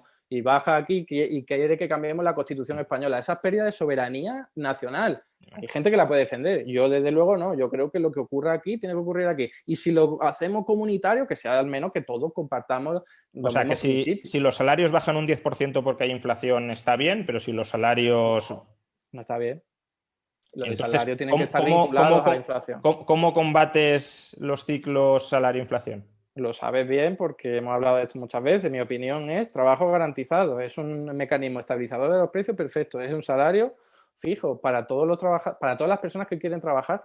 Por lo tanto, eso no va a generar demanda. Eso no te controla la inflación. Eso no te controla la inflación. Te podrá controlar la deflación según vuestra teoría, pero no la inflación por el lado de los costes salariales. Porque nadie te puede exigir más mejoras salariales, porque es fijo. Claro, pero si estamos diciendo que los salarios van subiendo porque suben los precios, ¿cómo controlas ese proceso con trabajo garantizado? Salario real. Si la inflación sube un 5%, los salarios un 5%. Entonces, si el salario real siempre ha sido demonizada porque perjudica más a los que más dinero tienen, los rentistas. Si el salario real sube, o sea, si el salario nominal y el real sube, ¿cómo paras los círculos de inflación, precios, salarios? Pero es que si la inflación está menos del 10%, no hay por qué pararla. Lo único que está ocurriendo es que tu economía está creciendo. A ver, en los países en los que se han aplicado políticas de contención de la inflación, ha ocurrido que hay crisis, recesiones, las economías subdesarrolladas no pueden prosperar. Pero cuando vemos a las economías que más han crecido, han tenido unas tasas de inflación, sí, elevada, por encima del 2%. ¿Quién demonios puso el 2%? ¿Por qué 2%? Pues yo lo tengo claro, son las élites, sobre todo Alemania, las exportadoras y las financieras, que son a las que les perjudica más la inflación. Una pregunta muy breve. Si la inflación es cercana al 10%, ¿qué crees que va a pasar con el tipo de cambio? Depende de qué uso se le dé a la cantidad de dinero que esté en circulación. Porque si el dinero se circula en nuestro territorio, no hay ningún tipo de diálogo con las monedas extranjeras. Con lo cual, no... ¿Tú crees que la moneda nacional se puede depreciar a tasas del 10% y que no va a tener impacto en el tipo de cambio? Sí. ¿Por qué? Porque, y además podríamos hablar largo y tendido, de que eso es una depreciación. Pero si el dinero, por ejemplo, un trabajo garantizado, yo creo dinero y se lo doy a la gente para que trabaje y ese dinero no sirve para comprar productos fuera de nuestro país o fuera de países en los que no se utilice la misma moneda, no hay depreciación. No puede haberla, porque no hay diálogo con otras monedas. O sea, que propones una autarquía, básicamente. No, yo no estoy diciendo eso para nada. Si no hay diálogo... Es una pregunta. Analíticamente esa es la respuesta. Hombre, vale, si estamos en una autarquía estoy de acuerdo, pero si tienes un país que comercia con el resto del mundo, ¿qué va a pasar si tienes inflación interna?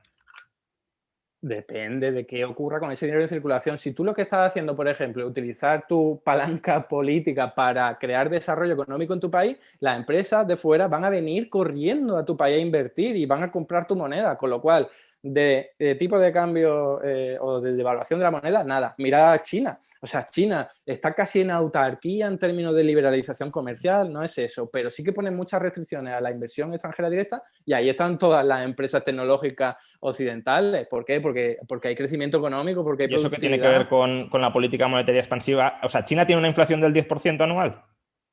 Pues la ha tenido en sus años de crecimiento económico más bollantes. Y en los últimos años no lo he visto, pero una del 2% seguro que no tiene. Del 2% no, porque eso es limitarte las manos, atártelas. O sea, que básicamente que si tienes una inflación del 10% anual, es decir, si tu moneda con respecto a los precios internos se está depreciando el 10% anual, no habrá ningún tipo de influencia, muy probablemente, en el precio exterior. No, he dicho que depende de lo que ocurra. Si tenemos a gobernantes que empiezan a hacer gilipolleces con el dinero, pues probablemente la tendremos. Si tenemos a gobernantes serios que sepan bien de teoría económica, lograremos compensar eso, incluso darle la vuelta y que se invierta más aquí, generar crecimiento económico y productividad. Por cierto, la inflación de China en los últimos 20 años ha estado por debajo del 5%. En los últimos 20 años. Pues fíjate, pues eso es lo que estoy diciendo. Por cierto, China no lleva creciendo solo 20 años, pero el 5% está bastante por encima del 2%, del 1% en el que nos hemos movido nosotros. Bueno, y durante muchos años ha estado en el 1, en el 2, etcétera. Vamos. No, o sea, eso serán excepciones. Igual que nosotros hemos estado en -1 cuando ha habido crisis, etcétera, etcétera. Claro, no me cojas los años de crisis. No, te cojo, pues... 2000, 2001, 2003, años de crisis, 2003, 2005, 2006, no sé, 2015, 2016, 2017, 2018, por debajo del 2%. Por debajo del 2%, y coge el total. Y haz lo mismo con la Unión Europea o España. Sí, obviamente una economía que crece tendrá algo más de inflación. Pero pues eso es lo que quiero decir, que lo que hay que hacer es utilizar las políticas públicas para hacer que crezca tu economía. No es lo mismo. Un poco más de inflación, no pasa nada. El problema no es lo mismo. Todo a que la inflación no esté por encima del 2%. Eso no tiene ningún tipo de sentido económico. Lo único que tiene sentido político para que las élites no pierdan sus grandes fortunas, para que no se las deteriore la inflación. Pero ¿qué élites, Eduardo? Si antes me estabas diciendo que el grueso de la ciudadanía lo que tiene que tener es el dinero debajo del colchón o el dinero, o tiene que atesorar dinero, me has dicho que la gente no tiene que tener ni acciones, ni bonos, ni nada, que lo que tiene que tener es dinero. Y ahora me estás diciendo que no pasa... ¿Estarás de acuerdo conmigo en que a quien más perjudica la inflación es a los rentistas? ¿Estarás de acuerdo conmigo? Eso es una obviedad. Bien, pero si la élite financiera es rentista, esa es la que más le jode la inflación. Si eres rentista vía acciones no te perjudican nada. En todo caso... otra vez, ese es un 10% de la población, de la más acaudalada. No, digo de los rentistas, de los rentistas. El 10% de los rentistas no tienen acciones. Los rentistas, el porcentaje que tienen en acciones es muy superior. Pero no me desvíes el tema. Si me estabas diciendo... familiar, no. No, te digo de los rentistas, del porcentaje de rentistas que ya has reducido. Hombre, claro. Vale. Si el grueso de la población lo que tiene que tener es dinero atesorado, ¿qué le va a pasar al grueso de la población con una inflación del 6, del 7, del 8 o del 10%? Si sus rentas aumentan en la misma proporción, nada. Con su patrimonio. No con sus rentas, con su patrimonio. Si tienen su casa ahí, incluso su segunda vivienda. No, te estoy diciendo el ahorro que tengan en dinero. No sé por qué esa obsesión con fijarse en lo financiero, que la gente mayoritaria de nuestros países viven de sus trabajos, de su salario, viven de sus pensiones. Tu idea es que no tengan ni siquiera ahorro en dinero, ¿cómo? Es que no entiendo. Pueden tenerlo, lo que quiero decir es que lo importante, lo primordial, las rentas importantes de una persona normal, ¿qué les va a pasar con las salariales? Vale, sí, que a los rentistas les va a perjudicar aunque tengan sus rentas de dividendos de acciones. Lo que te estoy preguntando es, al grueso de la población que tenga ahorro en dinero, ¿cómo le va a afectar una inflación del 7 o del 8%? A su patrimonio, no a sus rentas. Ya lo he contestado. No, a su patrimonio. ¿Pero qué patrimonio? Que la gente no tiene ni vivienda. Es que yo no sé ni qué hacemos hablando. Si vamos a hablar solo de la élite, me está dando la razón. La gente que tiene su patrimonio en fondos de inversiones les va a joder. Y eso estoy hablando de fondos. Que te estoy hablando de la cuenta corriente para ello. Te estoy hablando de la cuenta corriente en el banco. Que si aumenta el 5%, el patrimonio de la renta, El patrimonio en cuentas corrientes del grueso de la población.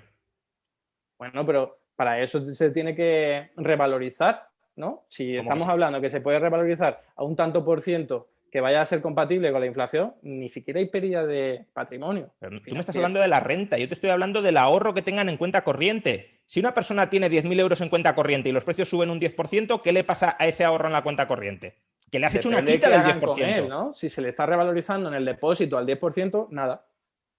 Claro, si los tipos de interés están al 10%, entonces, ¿los rentistas cómo van a perder con la inflación? ¿Es que los bonos no van a pagar también el 10%? ¿Cómo? Tú me estás No, diciendo, no es lo pasa mismo. nada con la inflación No. porque solo perjudica a los rentistas. Ahora, casualmente, cuando hablamos... Perjudica más a los rentistas. ¿Por qué? ¿Que los bonos no pueden pagar un tipo de interés del 10%? Porque van a pagar un 10% de los bonos. Los bonos no, pero el depósito del banco sí. No sé a qué punto quiere llegar. El tipo Hombre, de tú me has interés dicho. está controlado por el Banco Central. Si se quiere poner un tipo de interés que no repercute negativamente sobre la renta, el patrimonio financiero de la familia, basta con incrementarlo. O si tuviésemos una banca pública, bastaría con remunerar los ahorros a esa cantidad. En cualquier caso, no es la preocupación mayoritaria de la gente. O sea, Hombre, la yo gente creo que utiliza sí, su ahorro para algo. que si tienes una inflación del 10% y ese 10% te está impactando negativamente Mira, en tu cuenta corriente, sí es una preocupación. Hombre, la gente que tiene 0 euros en su cuenta corriente no le afecta nada. No, Y a hay quien un tiene montón 0 de euros gente, no. pero ya sé que no es tu preocupación, ni es la preocupación de los gobernantes. Y si el objetivo es que todo el mundo tenga 0 euros en la cuenta corriente, desde luego no habrá que preocuparse. Ahora, si tu objetivo es que todo el mundo tenga un trabajo y si tu objetivo como un gobernante, salario decente y no tenga que tener ahorrado, no tenga ese miedo al futuro, ¿qué es lo que ocurre? ¿Por qué la gente ahorra? Pues porque tiene miedo a lo que pueda ocurrir en el futuro. Que tu objetivo es que la gente no tenga patrimonio. Que le garantice seguridad. Que tu objetivo es que la gente no tenga patrimonio, que todo el flujo de inversión... Hombre, si me estás diciendo, no tiene por qué tener ahorro. Es que no tenga nada, es que no esté pensado hacia eso, que es tu visión, que vamos a preocuparnos por el patrimonio, pero es que hay gente que no tiene patrimonio. Es que hay que preocuparse porque la gente tenga patrimonio. Y si hay una inflación elevada, le estás devorando el patrimonio a la gente que no invierte en activos de renta variable que pueden revalorizarse. Reales. Si la gente utiliza su dinero para comprar una vivienda, un solar, un garaje, electrodomésticos, eso no pierden con la inflación. Por tanto, la demanda de dinero sí puede caer. De acuerdo, me están diciendo, perdona, que hay bastantes preguntas del público y que están relacionadas con estos temas, así que si os parece, pasamos al minuto de oro y hacéis un resumen de vuestras posiciones durante el debate y pasamos a las preguntas del público. Gracias. ¿Quién empieza?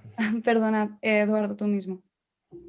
Pues nada, yo por volver a lo que decía inicialmente, reiterar que esta crisis no es exclusivamente o no es solo algo fuera de lo económico, sino que tiene que ver con lo económico al ser provocado por una pandemia que muy probablemente tenga que ver con el deterioro medioambiental al que estamos sometiendo a nuestro planeta por tanto consumo y tanta producción. Y también recordar que hoy día se están aplicando políticas intervencionistas porque se han demostrado que son un éxito. Las políticas liberales o neoliberales, como se quieran llamar, está demostrado que si en crisis no se puede hacer, entonces no se puede hacer en ningún momento. Si no funciona en crisis, no funciona. Bueno, yo simplemente lo que se ha demostrado aquí no es que el Estado sea absolutamente necesario. Si algo se ha demostrado durante el último año, creo que es que en general los estados que tenemos son enormemente ineficientes, incluso para gestionar las competencias que se arrogan, como competencias de salud pública, como competencias de movilidad social. Creo que el argumento de que si el libre mercado no funciona en crisis, no funciona en ningún momento, es un pésimo argumento, y es un pésimo argumento porque por esa regla de 3 podríamos decir, si el derecho de manifestación no se puede utilizar en medio de una pandemia, no se debe poder utilizar nunca, es una falacia absoluta, y aún así, aunque ese sea un mal argumento, creo que, insisto, lo que ha fallado aquí, sobre todo, son los estados grandes, gigantescos, que han sido muy poco eficaces. Tenemos estados mucho más pequeños, como Corea del Sur, como Taiwán, como Singapur, que han sido muchísimo más eficaces con muchísimos menos recursos públicos que estados mucho más grandes. Ya no voy a mencionar España, porque habrá discusiones de si es grande o no. Para mí es enorme, pero en todo caso. Por ejemplo, Francia. Por ejemplo, Suecia. Estados muy grandes que no han sido eficaces a la hora de gestionar las competencias que monopolísticamente se arrogaban para combatir la pandemia. De acuerdo, muchísimas gracias. Pues pasamos así a las preguntas del público. Manuel. Vale, entonces hemos seleccionado 3 preguntas. La primera es una pregunta que se ha discutido bastante en medios de comunicación desde hace unos cuantos años y es una solución a las pensiones. Y en todo caso la pregunta sería, ¿qué propuestas haríais para solucionar el problema que tenemos con las pensiones? ¿El sistema actual es bueno? ¿Con la pandemia se tiene que replantear el sistema de pensiones? ¿O lo mejoraríais? Vamos, el sistema de pensiones va a sufrir recortes por un lado o por otro, porque es demográficamente insostenible, y no es insostenible porque haya o no haya dinero, es porque si hay que asignar un porcentaje grande del PIB nacional a manos de los pensionistas, pues el resto de la población necesariamente lo va a pasar mal.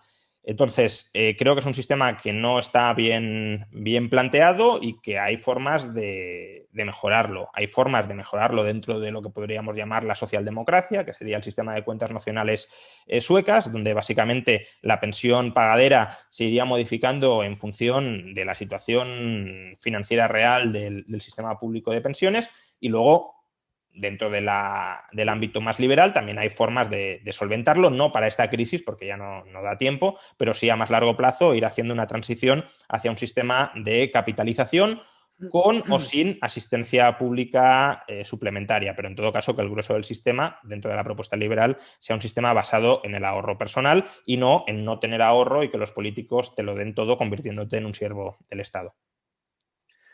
Claro que va a haber más renta y porcentaje del PIB dedicado a los pensionistas, porque van a ser más, simplemente por eso, fundamentalmente por eso. Por lo tanto, el resto de la población no tiene por qué sufrir. La cuestión es distributiva. O sea, no se puede decir que en pleno siglo XXI, después de todas las capacidades productivas, tecnológicas que tenemos, que hacemos milagros, vamos hasta otros planetas con robots, vamos a la Luna, curamos enfermedades en menos de un año, etcétera, etcétera.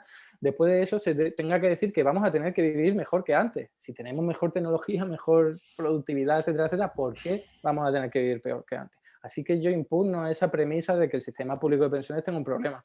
El problema en cualquier caso es político, que lo que se quiere hacer es amedrentarlo, meter miedo, decir que es insostenible, para darle alas al sector privado. Porque yo también me hago una pregunta, o sea, si no hay suficiente dinero para contener a las pensiones que van a ir a nuestros futuros pensionistas desde lo público, ¿por qué sí desde lo privado?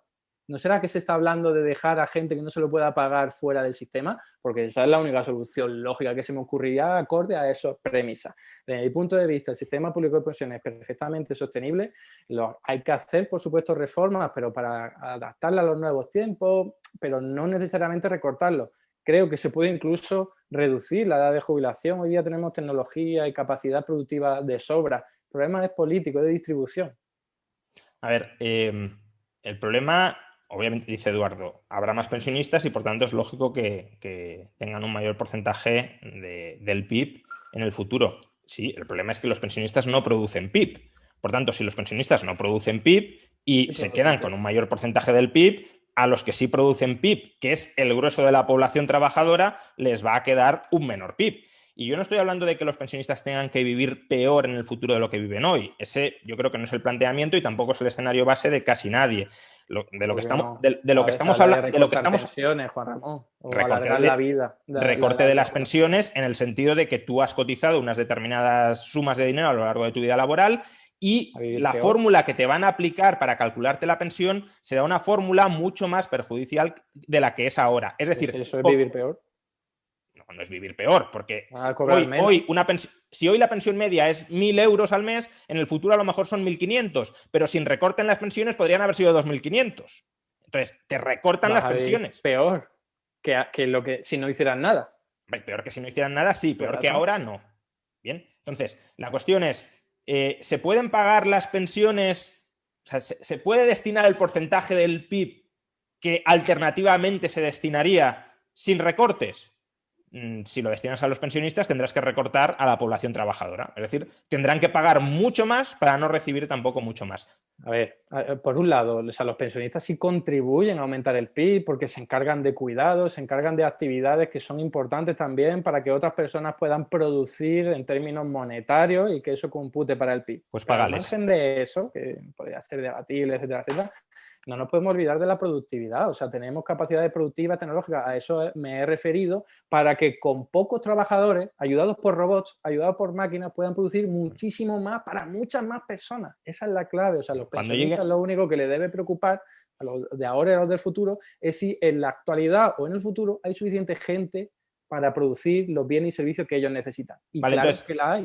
Eduardo, ¿por qué no adoptamos un sistema que es ajustable? En el sentido de, si en el futuro hay tantísimos robots que aumenta tanto la productividad, que las pensiones suban. Pero si esos robots y ese aumento brutal de la productividad que tú pronosticas y que puede llegar o puede no llegar, no llegan, pues entonces habrá que ajustar a la baja a las políticas pensiones. neoliberales no va a llegar, Bueno, porque no si no hacen nada no desde el mezclemos Estado temas. no se llega. No Pero mezclemos eso temas. es rendirse. Estamos hablando de la fórmula para pagar las pensiones. Si tú dices que se van a poder pagar porque va a haber muchísimos robots, pues creemos una fórmula que, si la productividad aumenta mucho, las pensiones aumenten. Y si la productividad no aumenta porque no llegan esos robots, las pensiones no aumenten. En esa fórmula ajustable a la realidad, ¿qué es lo que te molesta?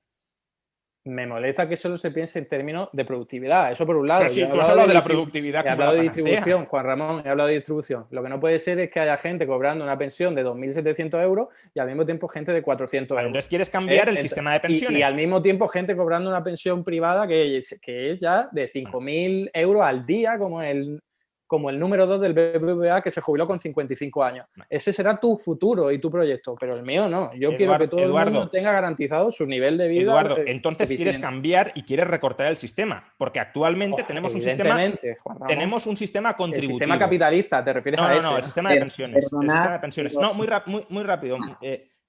Ahora tenemos un sistema de pensiones contributivo. Y tú lo que estás proponiendo es pasar a un sistema de pensiones asistencial. Hombre, asistencial que no tiene por qué ser de pensiones mínimas, pero asistencial en el sentido de que lo que cobres no vaya de la mano de lo que has cotizado. Solidario lo llamaría yo. Vale, pues llámalo solidario, me da igual. Tú quieres cambiar el sistema contributivo actual a un sistema solidario, donde lo que cobres como pensión no esté relacionado con lo que hayas cotizado. Por tanto, a todos los que han cotizado más de lo que vas a pagar con el sistema solidario, les vas a recortar, porque habrán cotizado mucho. Bueno, vas a cambiar la fórmula de cálculo de la pensión. Pero si puedes verlo en las propuestas políticas, vale, pues si queréis recortar el sistema. Es limitar el máximo de la base de cotización, por ejemplo. Perdón, es destoparlo. Sí, pero con eso no basta. Las pensiones máximas. Con eso no basta. Bien.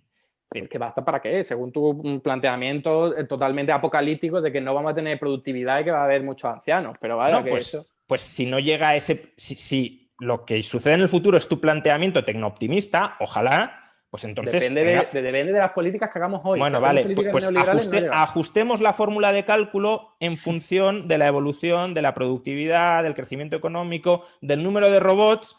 Ajustemos la fórmula de cálculo. No me digas, como estoy convencido de que vamos a tener muchos robots y la productividad va a ser inmensa, nos podemos despreocupar del futuro. O sea, es que yo apuesto por un futuro así en el que el Estado tome las riendas. Tu visión es que las empresas hagan lo que quieran y si no invierten en robots, pues tenemos un problema. Que mi pensión dependa de tu apuesta personal es muy grave. ¿Mi apuesta personal de qué? Yo digo como proyecto político. De que vamos a tener robots y de que esto será mejorar las condiciones de vida de nuestra gente y la bueno, pero que eso es una apuesta tuya con un fundamento relativo. Ajustemos las pensiones en función de la realidad del país en cada momento. Perdonad que si no aquí alargamos mucho esta pregunta, que tenemos otras dos. Y la siguiente es, ¿qué podría ir mejor para sanidad? ¿Mayores fondos o menores, pero mejor enfocados? Siempre con la situación que estamos viviendo, relacionarla. Y se tienen que destinar más, menos fondos, enfocarlos de una forma distinta. ¿A sanidad te refieres? ¿De fondos?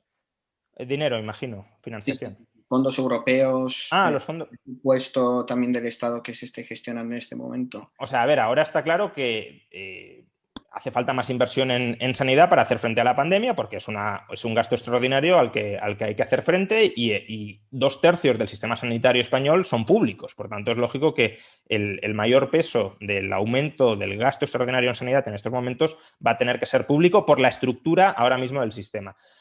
A medio o largo plazo, ya he dicho que el gasto en sanidad va a aumentar, salvo que tengamos una mejora de productividad en el sistema sanitario, que creo que es a lo que habría que aspirar, que abarate los costes de los tratamientos, que abarate los costes de los medicamentos, que abarate los costes de las tecnologías, de la maquinaria que se emplee en sanidad.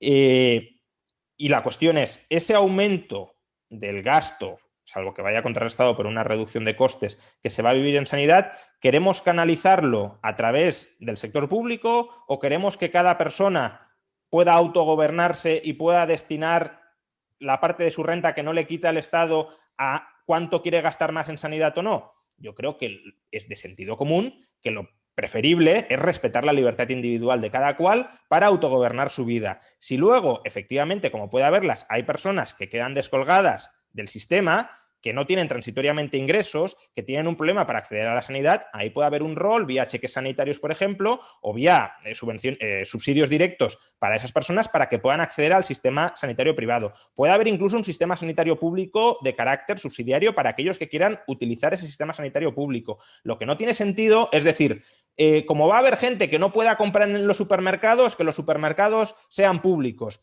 que el personal del supermercado sean funcionarios, que los granjeros y las máquinas de tractores sean empresas estatales. No, creo que se puede dar respuesta al problema de insuficiencia de renta para comprar comida, para comprar vestimenta, sin necesidad de que la provisión de todo eso sea pública o de que el sector público esté muy encima, controlando muy directamente las condiciones de provisión de ese servicio, sea la alimentación, sea la sanidad.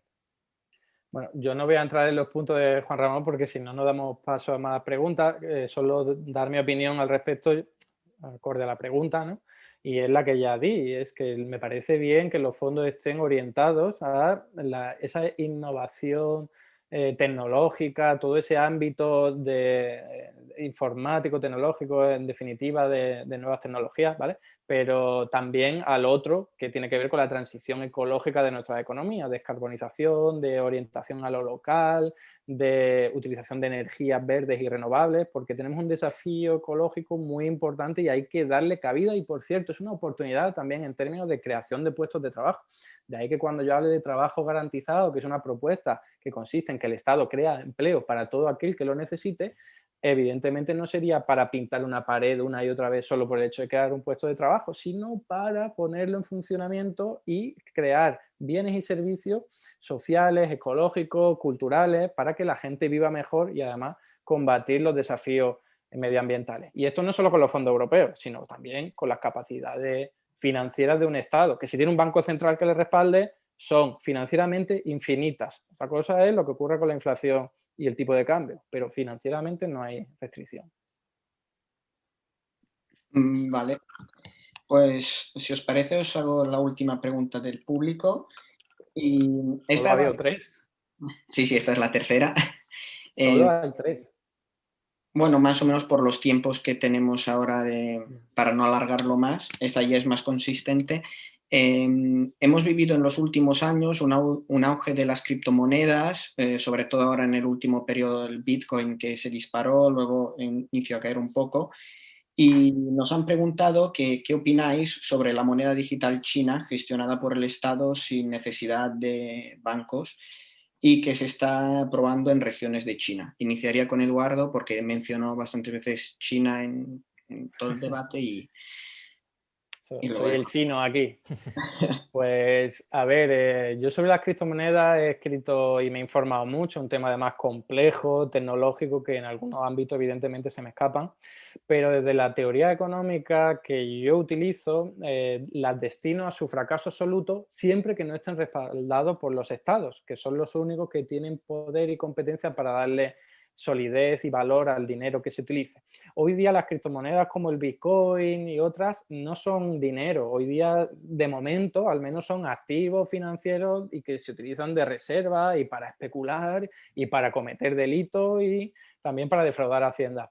Pero la de China es muy diferente porque sería aplicar esa tecnología del Bitcoin, típico del Bitcoin, ¿no? El blockchain, a su propia moneda y a su gestión monetaria y financiera. Con lo cual, dependiendo de cómo lo haga, y reconozco que no me he informado mucho sobre la criptomoneda de China, podría tener validez en el sentido en el que lograría que los pagos se fueran realizados a través de esta tecnología sin necesidad de que fuese descentralizada o sin necesidad de que dependiera de la iniciativa de agentes individuales, sino que estaría regulado y sostenido por el Estado, que creo que esa es la clave. Si no está el Estado, creo que las criptomonedas tienen un futuro muy negro.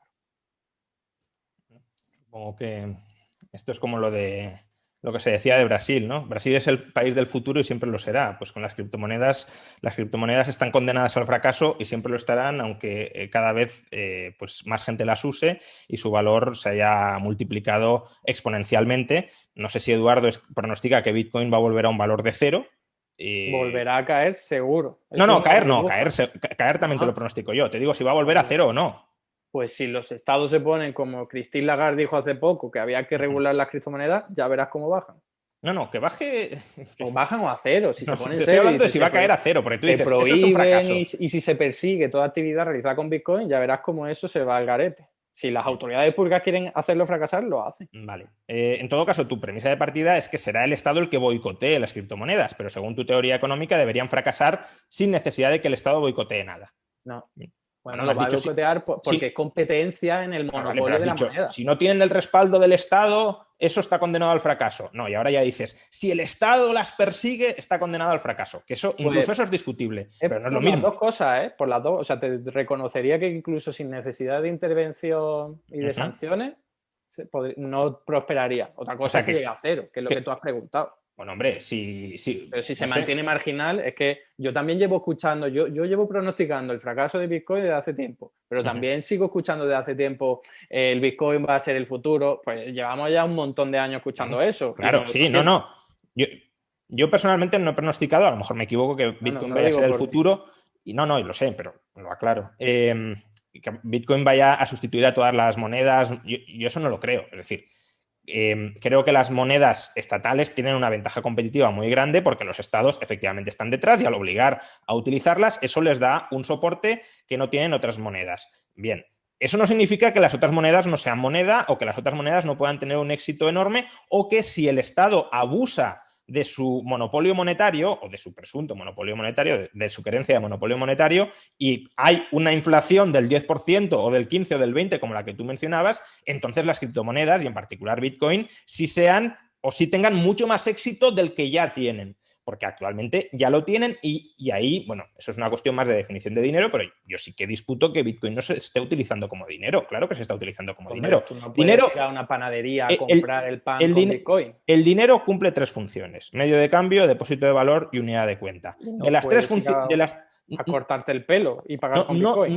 No todo dinero se utiliza para esas tres funciones. Si yo compro francos suizos, lo estoy comprando como dinero y no para ir a cortarme el pelo a una peluquería suiza. Tú que vives en España no lo compras como dinero, lo compras claro que lo compro como dinero. Tu valor, que sería una función la segunda del dinero que tú has definido así, que es una la segunda de las funciones del dinero, reserva líquida de valor. Y en el caso de Bitcoin se está utilizando así. La tecnología... Por lo tanto, no cumple las tres funciones que tú has definido. Las tres no, pero si cumple una de las tres. Si no cumple las tres, no es dinero. Tú mismo lo has dicho. Históricamente ha habido dineros que se han utilizado para una cosa y no para la otra. Tú mismo has dicho que tiene que cumplir tres funciones y no la cumple. Que el dinero tiene tres funciones o puede desempeñar tres funciones. No necesariamente que tenga que desempeñar las tres a la vez siempre. Pues entonces no es dinero. Bueno, vale, es una cuestión de definición. Yo a un depósito de valor líquido sí lo llamo dinero, no dinero como medio general de pagos, pero sí como depósito de valor. En todo caso, la tecnología que está detrás de las monedas digitales de los bancos centrales no es la misma que Bitcoin, es decir, no mezclemos temas. Y la diferencia fundamental la ha mencionado Eduardo.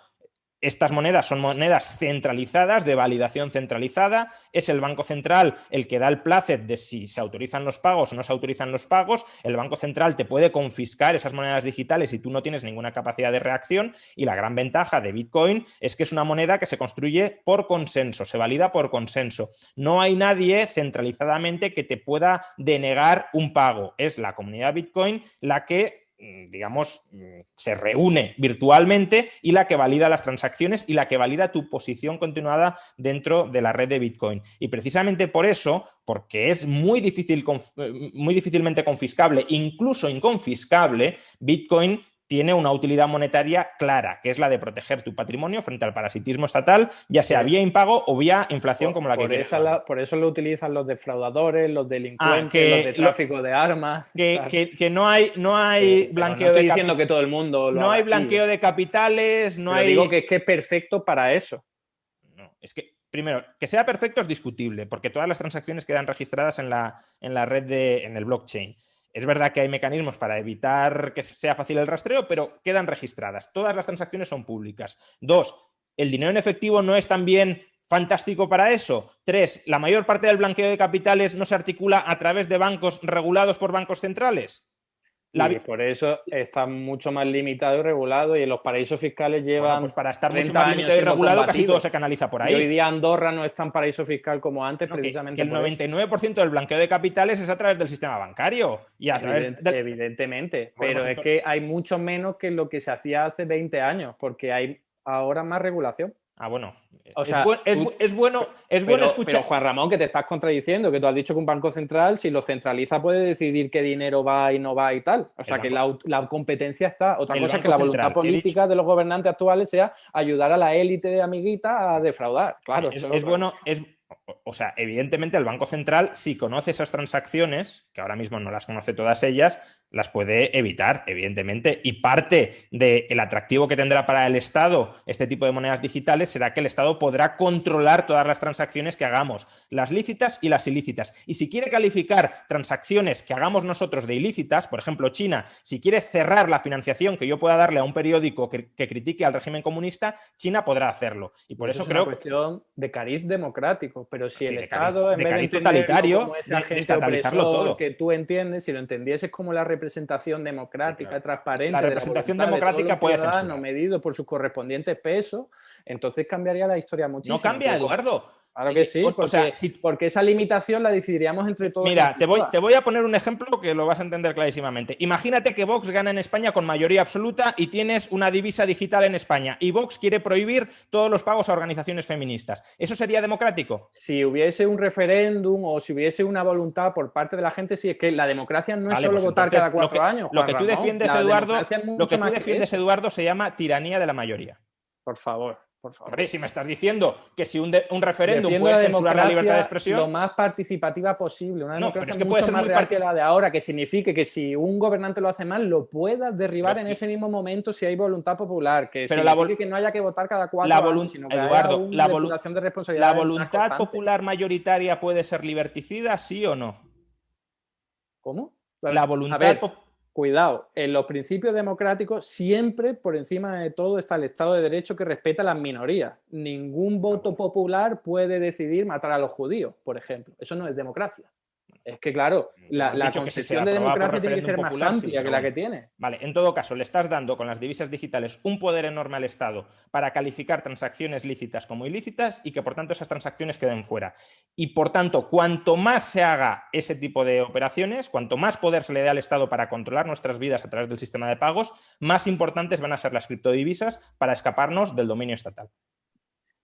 Claro, perdón, solo lo último. O sea, si uno quiere escapar, pues para defraudar, etcétera, etcétera, eso es una cosa. Y otra cosa es escapar porque hay una tiranía que le impide de expresarse libremente en un medio de comunicación. Es que son dos cosas diferentes. Si pensamos en un Estado que de verdad es democrático, garante de los derechos humanos, etcétera, etcétera, no habría ningún tipo de problema. De lo que tú calificas como derechos humanos. Para mí, un Estado con... No los califico yo, están ahí en un documento, madre mía.